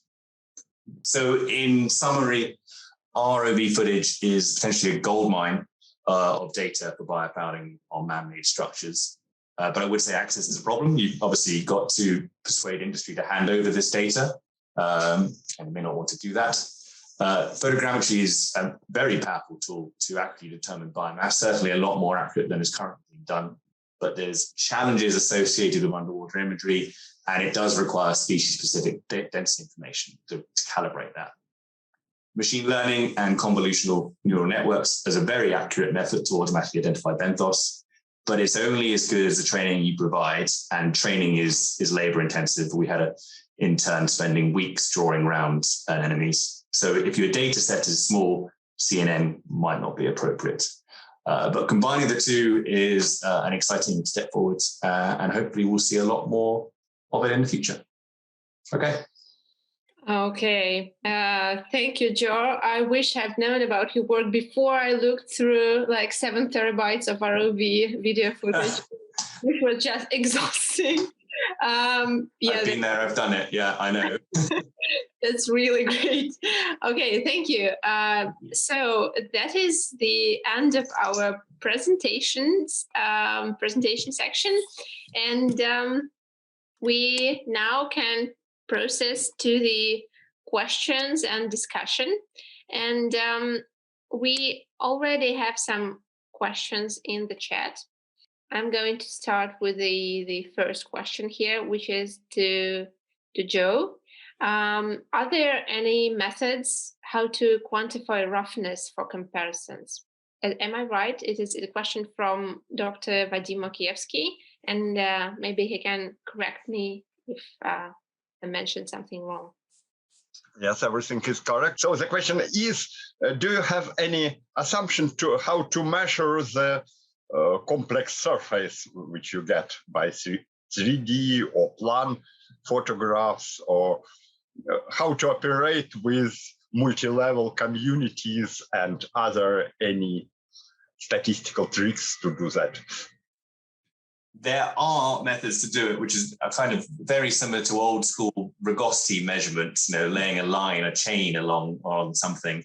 Photogrammetry can do that. I'm not familiar with exactly how it's done, but for us, we can just using volume is a fair estimation of roughness if we know what the surface is meant to look like, and then detracting one from the other, then it's for us is what we need. But yes, there are ways. But again, I am sadly the Benthic ecologist working on the project. You should have John here, and he could have given you a much better answer. Okay.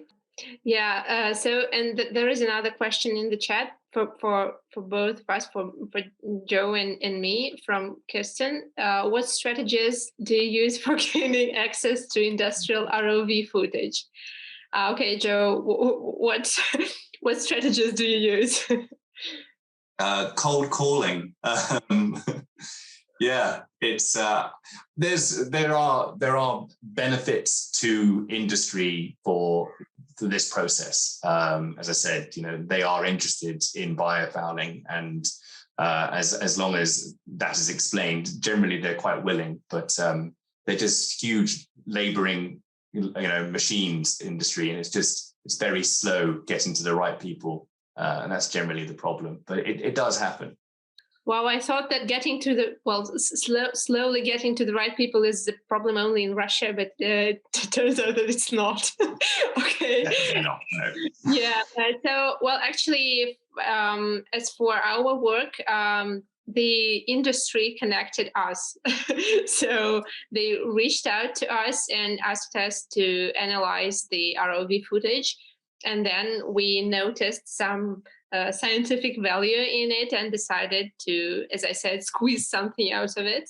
But it is really difficult to persuade them to publish something.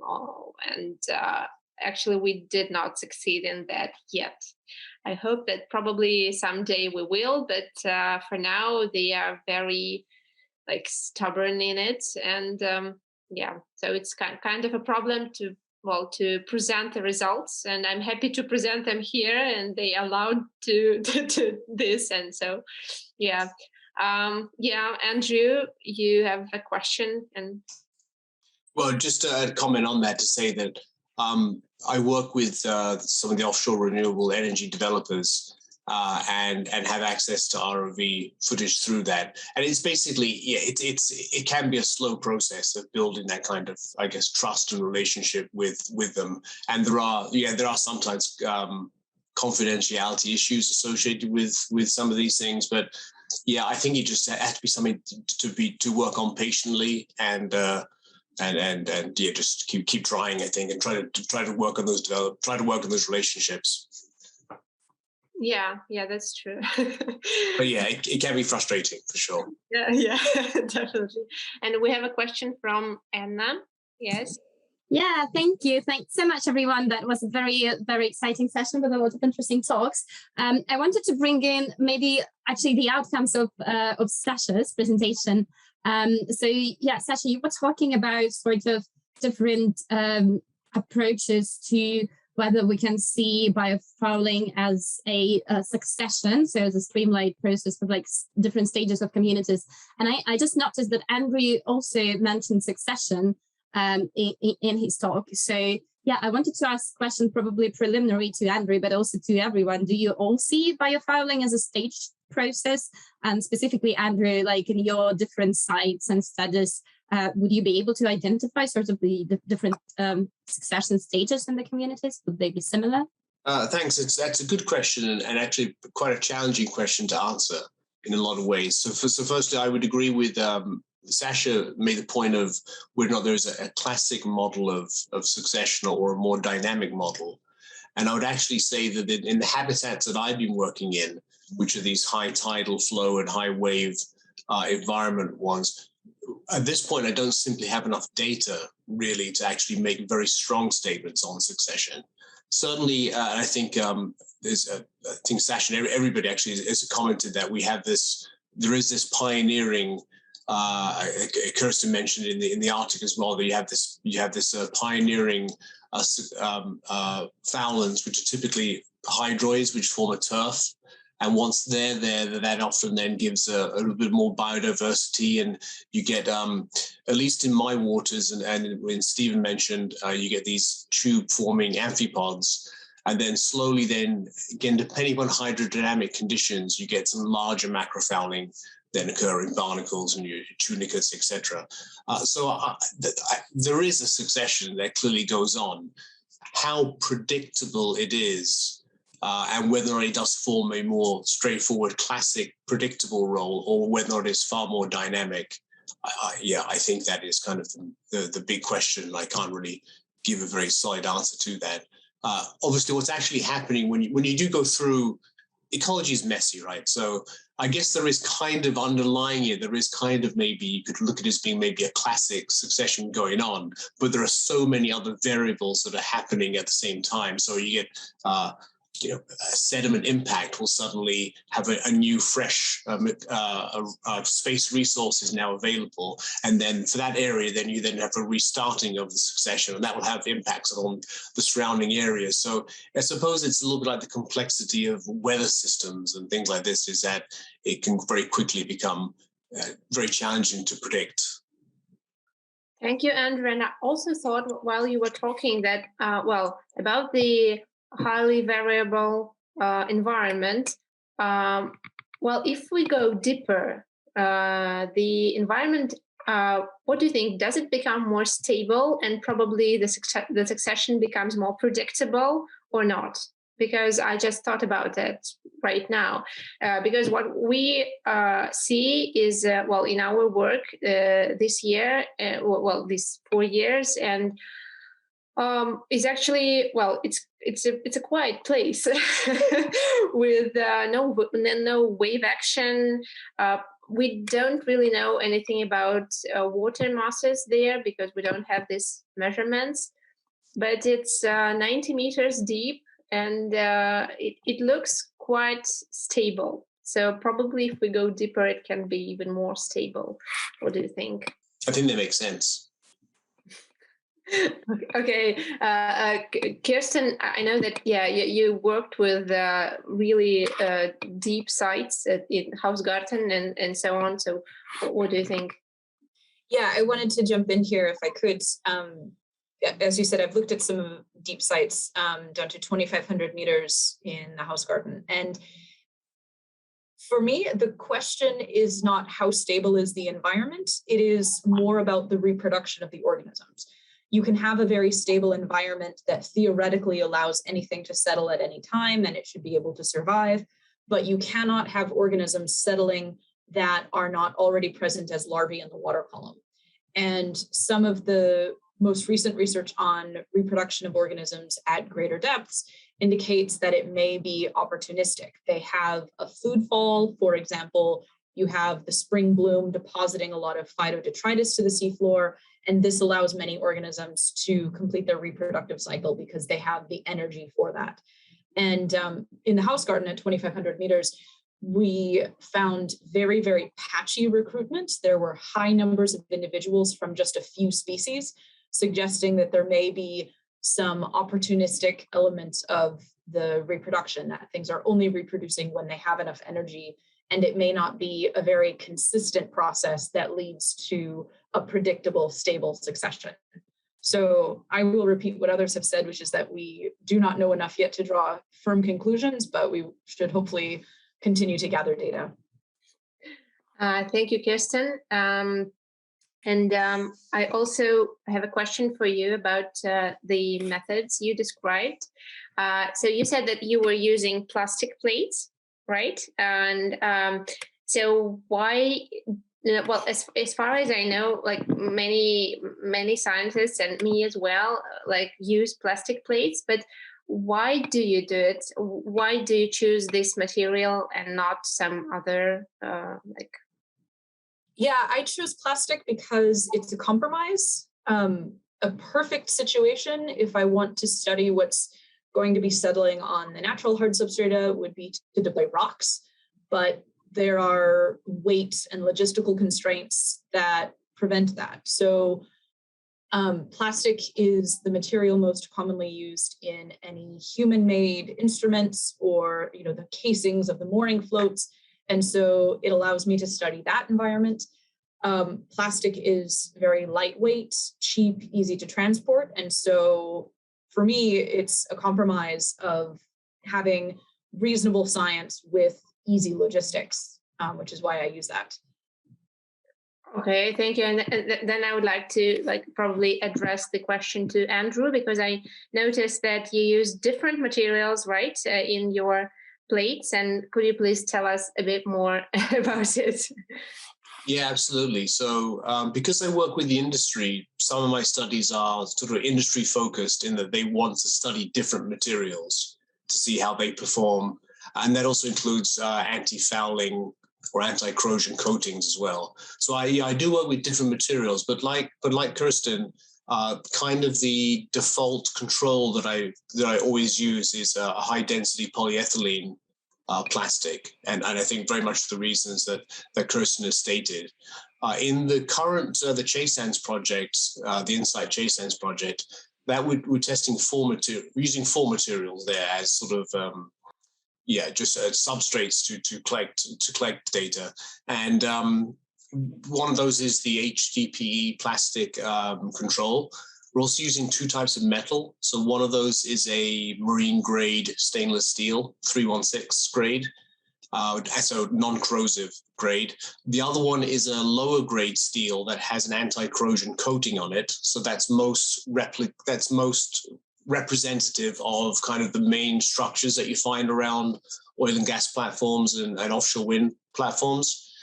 And then the last material we were looking at was potentially using concrete, making panels out of concrete, but we're finding that logistically very difficult to actually get concrete that thin, basically. But we came up with actually maybe a better solution, even a substitute, which I'd actually recommend potentially to consider, and that is to use a natural rock substitute. And so what we used is roofing slates. So these are used for roofing materials, and they're a bit thicker than you'd like, and so they have some. They're not ideal. They are compromises because they have to be a bit thicker. They're a bit heavier. They're a bit more fragile in that regard, or brittle. But we're starting to use roofing slates as a substitute for a natural rock surface. Oh, wow, thank you. That's a really interesting idea. Yeah, I'm writing it down as well as Kirstin does. Yeah, yes, obviously I'm writing that down. Actually, I have another question for Joe. So about the quality of the video, which is possible. What is the lowest quality possible for your reconstructions? It really depends on what you want to get out of it. So that last image I showed of the ROV and the subsequent photogrammetry and then the annotated one, I imagine that was standard definition. So that's 480p video, so it can be done. A lot of the time it's if you have a 480p a standard definition video, it's also how it's taken. If you've got a lot of camera movement, and especially if you've got a lot of light, it kind of forces the camera to really slow down its shutter speed. So you're likely to, once you take the frame grabs, it may look okay in video, but once you take the frame grabs, they're actually blurry, just because of the way the video is taken. So the quality, you can get away with 480p, but if you've got a 4K camera, then you're inherently going to get bigger, better images out of it. And then when you plug that into the photogrammetry software, it's going to detect more points. But having said that, it's then going to slow down the whole process. So I think from our point of view, 720p, which is kind of your lower levels of HD, is perfectly good as long as it's taken nicely, well lit, and everything's moving quite slowly. Yeah, and we have another question for you from Anna. So how do you calibrate cameras? Good question. So if you're using stereo video, you can take down kind of calibration boards, which are basically a kind of checkerboard pattern, and you can basically bend the cameras once you've got them afterwards so that they're all nicely lined up. It's also quite useful to have coded points. If you can actually, this isn't an ideal world, go down there and put down little scale bars on your surface before you get down there. That's useful as well. But it's one of the things that we're exploring, because it's difficult once you're taking ROV footage from a myriad of different sources, and there's no one standard ROV camera. So it isn't easy, and it's a process. Okay, thank you. And Vadim, you have a question? Yes, just a brief, again, technical question to Joe. Did you try your self-learning system for plain two-dimensional photographs. And the question is, probably you just need more plain photographs instead 3D reconstruction. So is it the question of number of initial data you put in your system, and is it so critical to have it really 3D or just many 2D photos?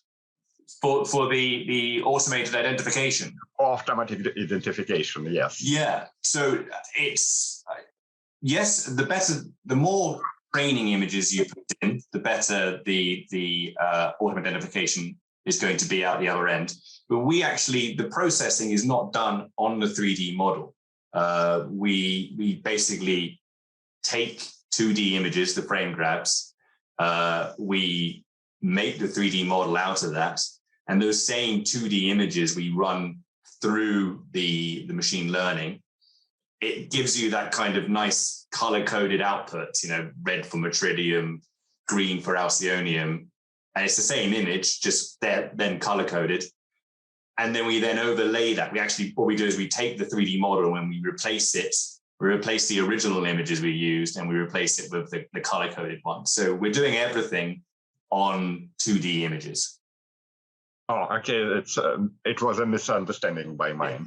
Thank you. Sorry, I probably didn't explain it properly. Yeah. Okay. So, and I have a question, I think, for Kirstin and Andrew. Well, as well as there are projects like Ocean Observative Initiative, which have lots and lots of oceanographical equipment. In some really hard to get to places, some really remote places, and great depths. And have anyone tried contacting them and using their gear as a platform for biofouling studies, for sending your plates to the depth? So that's the question, because the paper is published now, and I'm going probably to contact them to propose some kind of collaboration, because I think that is a great platform for studying biofouling, which is somehow is not yet used. So, yeah. I agree with you that it's a good opportunity that's not used yet. My institution, actually, Woods Hole, has an ocean observing initiative and a long-term ecological research observatory that are maintained. And I have had the same thought that, this is a good opportunity to put panels, but I have not made the time to do that yet. If you want to do it instead, I will be happy to contact you with the people. One of them is across the hall from me. I have other projects and I just have not approached them yet. Well, yeah, that would be a great opportunity. Thank you. Yeah, we'll be in touch. Email after. Yeah. Okay, Andrew, what do you think? I think it's a great idea. I don't personally. I have not made those contacts myself, but I think that's opportunistic chances of gathering data are actually should be sought out, and let's go for it. Would be my recommendation. Certainly, I mean, in the sector that I've been working in, it's making those connections and being available to sometimes put panels on structures is a means by which I've used in the past to collect data and just to be available to do surveys of equipment and sensors which are brought back. Again, not in the type of depths that you're speaking about, but certainly, in my areas. Okay, thank you. So I have probably some questions for Kirstin. So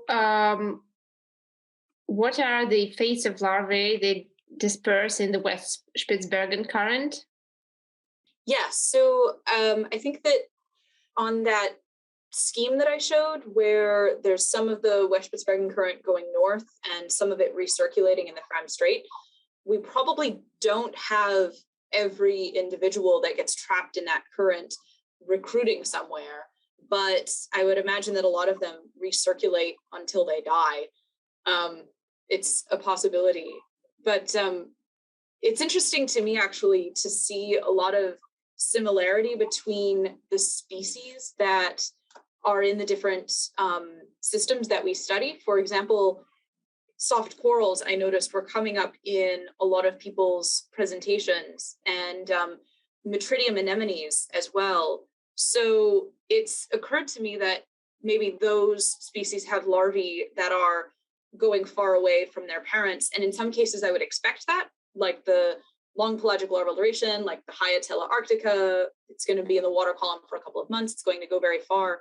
But soft corals and anemones in particular are two that I would not expect. So I think I'll turn the question back to the group and say, do you have any hypotheses of why something like those organisms would be so common in biofouling communities if their larvae are not traveling very far? That is a good question. Yeah, Andrew. I just want to say, I can't remember the specifics on species like Metridium or Alcyonium, the soft coral, but I do recall that a lot of the literature is really varied. And so I wonder whether or not, in some of the cases, we actually don't really know how long they are, their planktonic phase lasts for, and whether or not certainly they are in fact viable opportunistically and much more longer than we in some cases that we think. So it might be that in some of these cases, species that we associate with being having much shorter, assuming much shorter dispersal distances might in fact. It's just a lack of knowledge that we have, or there are just gaps in our actual knowledge of that. I suspect that might be partially behind it. My hunch would be that they probably are traveling further than we think. I mean, some of these platforms, they're in the middle of soft sediment. There's not a huge standing stock of adults nearby. I'd also say that I believe I have read a paper on Metridium, which actually kind of looked at why they're so successful. They were looking at them on the Pacific coast, I believe. And one of the answers is obviously they can reproduce asexually just by splitting. So once they're settled, that's it. They can go. And they move about. You've got this kind of pedal disc, which once they move about, it's just there's no oxygen beneath that. They can just smother any other recruits. So I think once they've obtained a purchase on a substrate, they can hold it and then multiply. Okay, I noticed that Anna had a question, but probably it is, yeah, okay. Yeah, I do have a question. Sorry, it's just probably going to steer the discussion in different directions. But Kirstin, I think this question is primarily for you because you mentioned that biofouling is often associated with invasive species, and you were giving this example of the mussel species found in Svalbard. So yeah, I was just curious, are there any sort of approaches to actually control invasives in biofouling? Because I know that there is a lot of regulations by IMO and like polar code to do with the ballast waters, but is there anything to deal with invasions in biofouling communities? Not that I'm aware of, but that should come with the caveat that I don't work in policy, so there very well could be something that I'm not aware of. Nothing that I found on the moorings in the Arctic I would have described as invasive. I would have described them as opportunistic, but I think most or potentially all of the species that I found are some that are already present in Svalbard. There's definitely the potential for things to be coming further northward, but I didn't, for example, see something that was very obviously using the moorings right now. There's that blue mussel example, but everything that I was finding, I believe, is already in Svalbard. So I think I actually will lob this over to Andrew potentially, because the potential for controlling invasives on biofouling is something that I would actually have a really hard time conceptualizing. It would have to involve regular cleanings or something. So I'll ask for your input on that. Yeah, and I apologize, Anna. I was just turning on my light actually when you're asking your question. So I think I missed partially the start of it. But you're asking about policies for mitigating the movement of non-native species? Yeah, I was just wondering whether there are any ways to sort of identify and control invasives in biofouling communities. Yeah.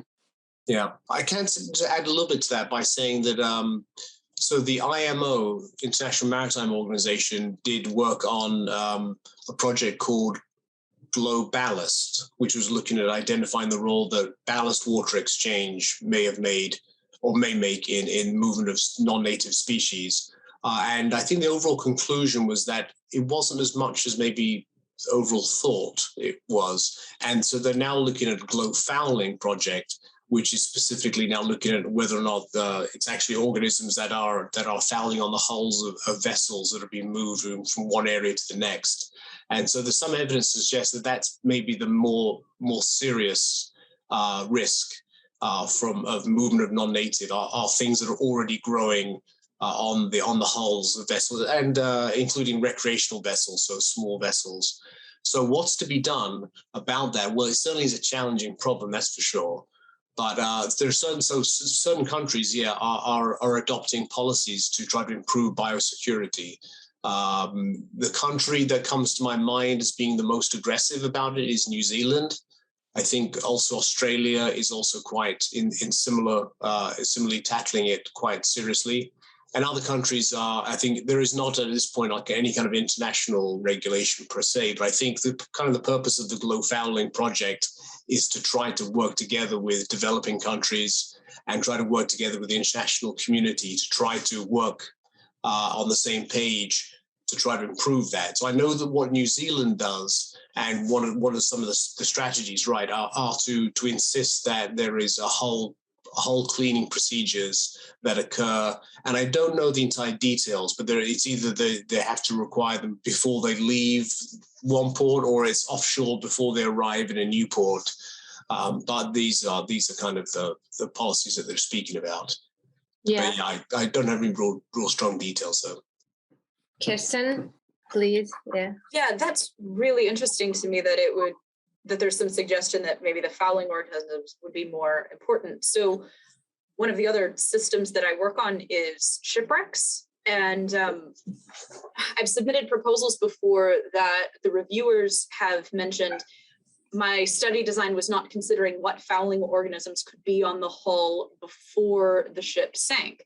So that's something that I'm starting to think about. And it kind of folds into this question of primary versus secondary succession in fouling communities, because, for example, you have a shipwreck that, let's say wrecks off of the coast of Massachusetts, where I am.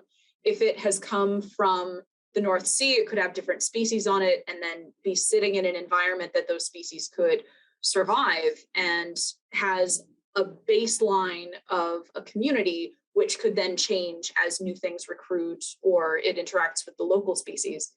And so that's just very interesting to me, because it's something that I'm only starting to think about now. And how is this usually, I just don't really know, how is this usually addressed on the shipwrecks, this problem that what species were, because some shipwrecks are they're quite old.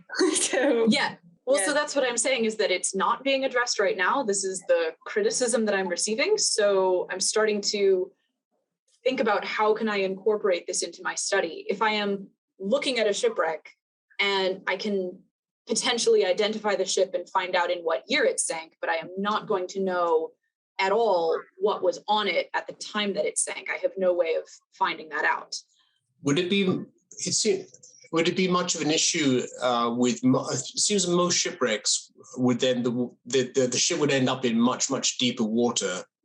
I mean, apart from a shipwreck in very shallow water, that the substrate would be moving to a habitat that would not be survivable for the species that had been originally fouling it, which would presumably be intertidal or very shallow water species. Not exclusively, I do recognize that.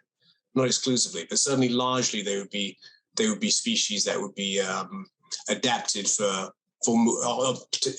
being in a shallow, maybe in photic zone certainly, and then if they were to sink, apart from again shallow water, they would probably be sinking in an area where they couldn't have long-term survival. So things that rely on light, like corals or algae or anything, I imagine sinking at a greater depth would be deleterious. They would not be able to survive. But if you think about the zonation of intertidal organisms, most of their lower depth limits are controlled by biological factors like competition and predation rather than environmental factors. Their upper limits are set by environmental factors like desiccation, freshwater input, and things like that. So it's essentially a transplant experiment in that case, because you're taking something that is outside of its home environment, but in the absence of those normal predators or competitors. Yeah, it's a very good point. Yeah, absolutely. Interesting. Yeah. And actually, I would also like to raise a question. What would you call, well, in these circumstances, non-native species and a native species? Because if the species went through all this hell, like down and survived, and it started thriving there, from which point it is a non-native species or a native species? Is there an answer to this question, actually? I don't know. That is a philosophical question. Kind of, yeah. Yeah. I mean, I guess we define native species and non-native species by, was it there before, or was it there before humans started making observations? And so, because we don't know what species were transported across the world before humans started noticing it. So it's possible that, that something could be considered a native because we think it has always been there, but that's not actually the case. Yeah, true. Okay. Actually, I have another question for you, Kirstin. So about your study, does this tell us anything about biofouling elsewhere in the polar regions, or is it unique to the Frem Strait?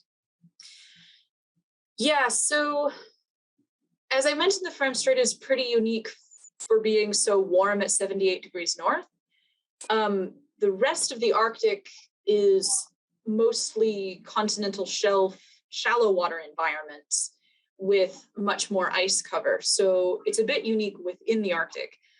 The most comparable location elsewhere on the globe, I think, is actually the West Antarctic Peninsula, because it is also influenced by glaciers. It has seasonal sea ice cover. It is rapidly warming.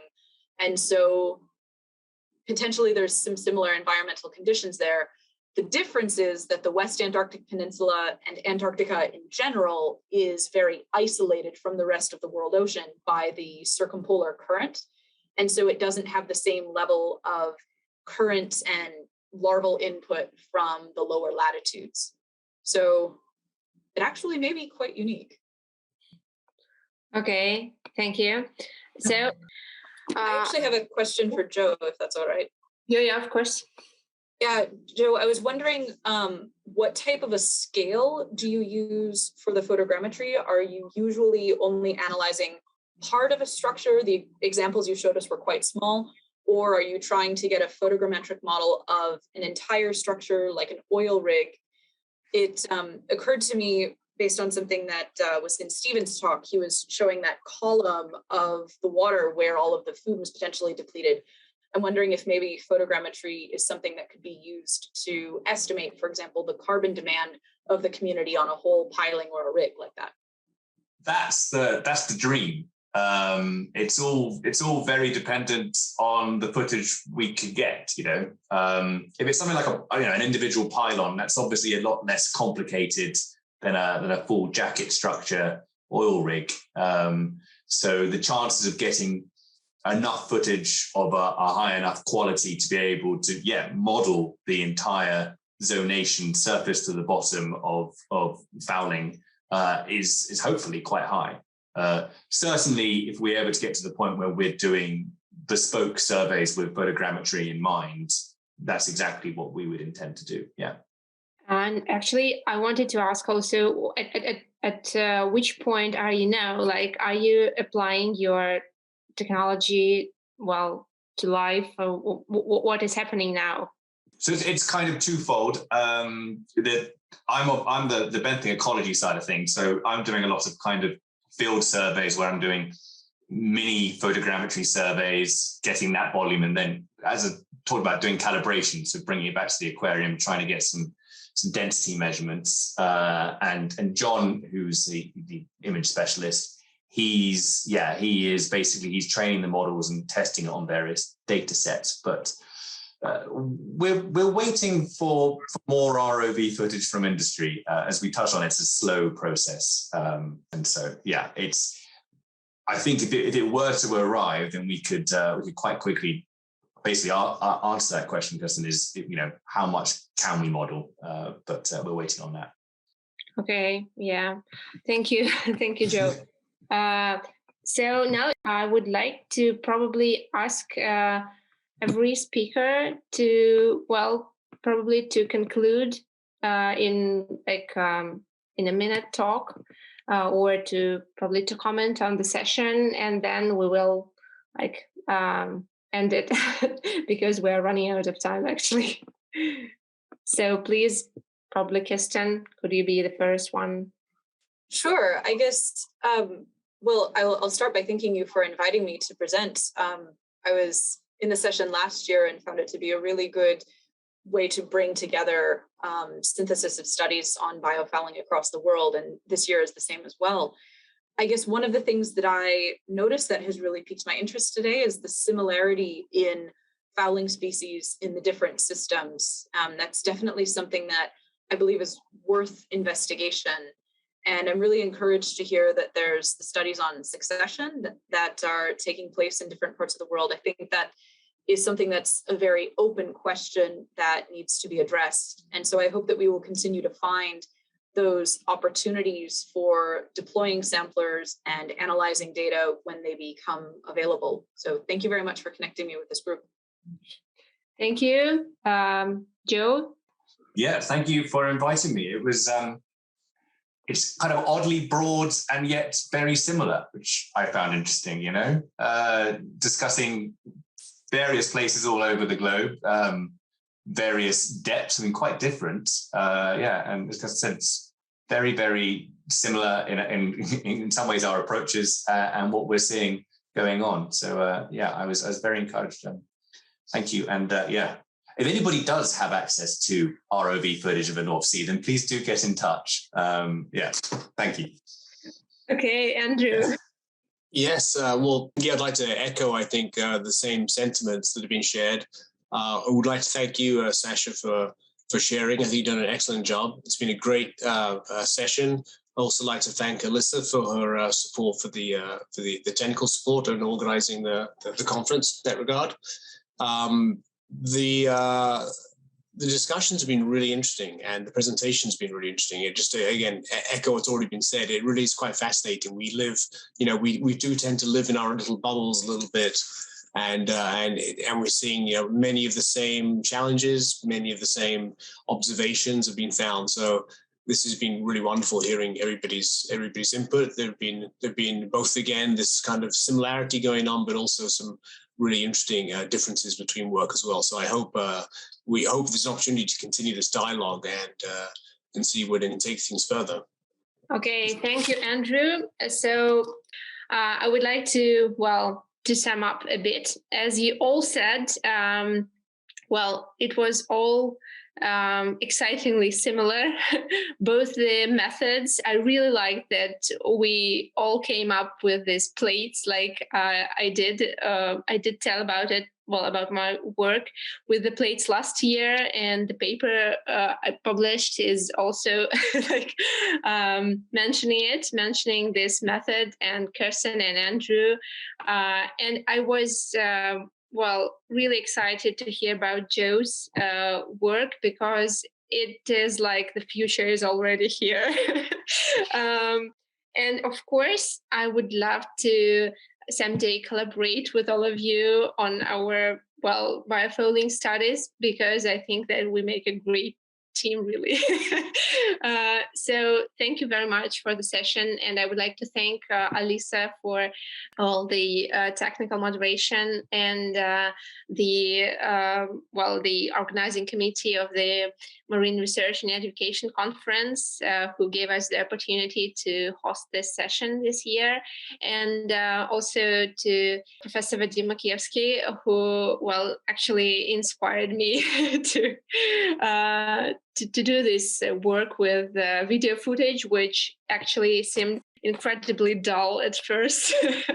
So thank you all very much. And I hope that I'll come up with some kind of, probably biofouling mailing list, with some news and updates on our work.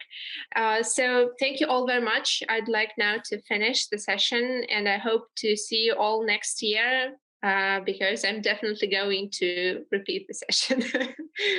Thank you. Thank you. Thank you. Thank you. Bye. Bye. Thank you, Sasha, for organizing this event.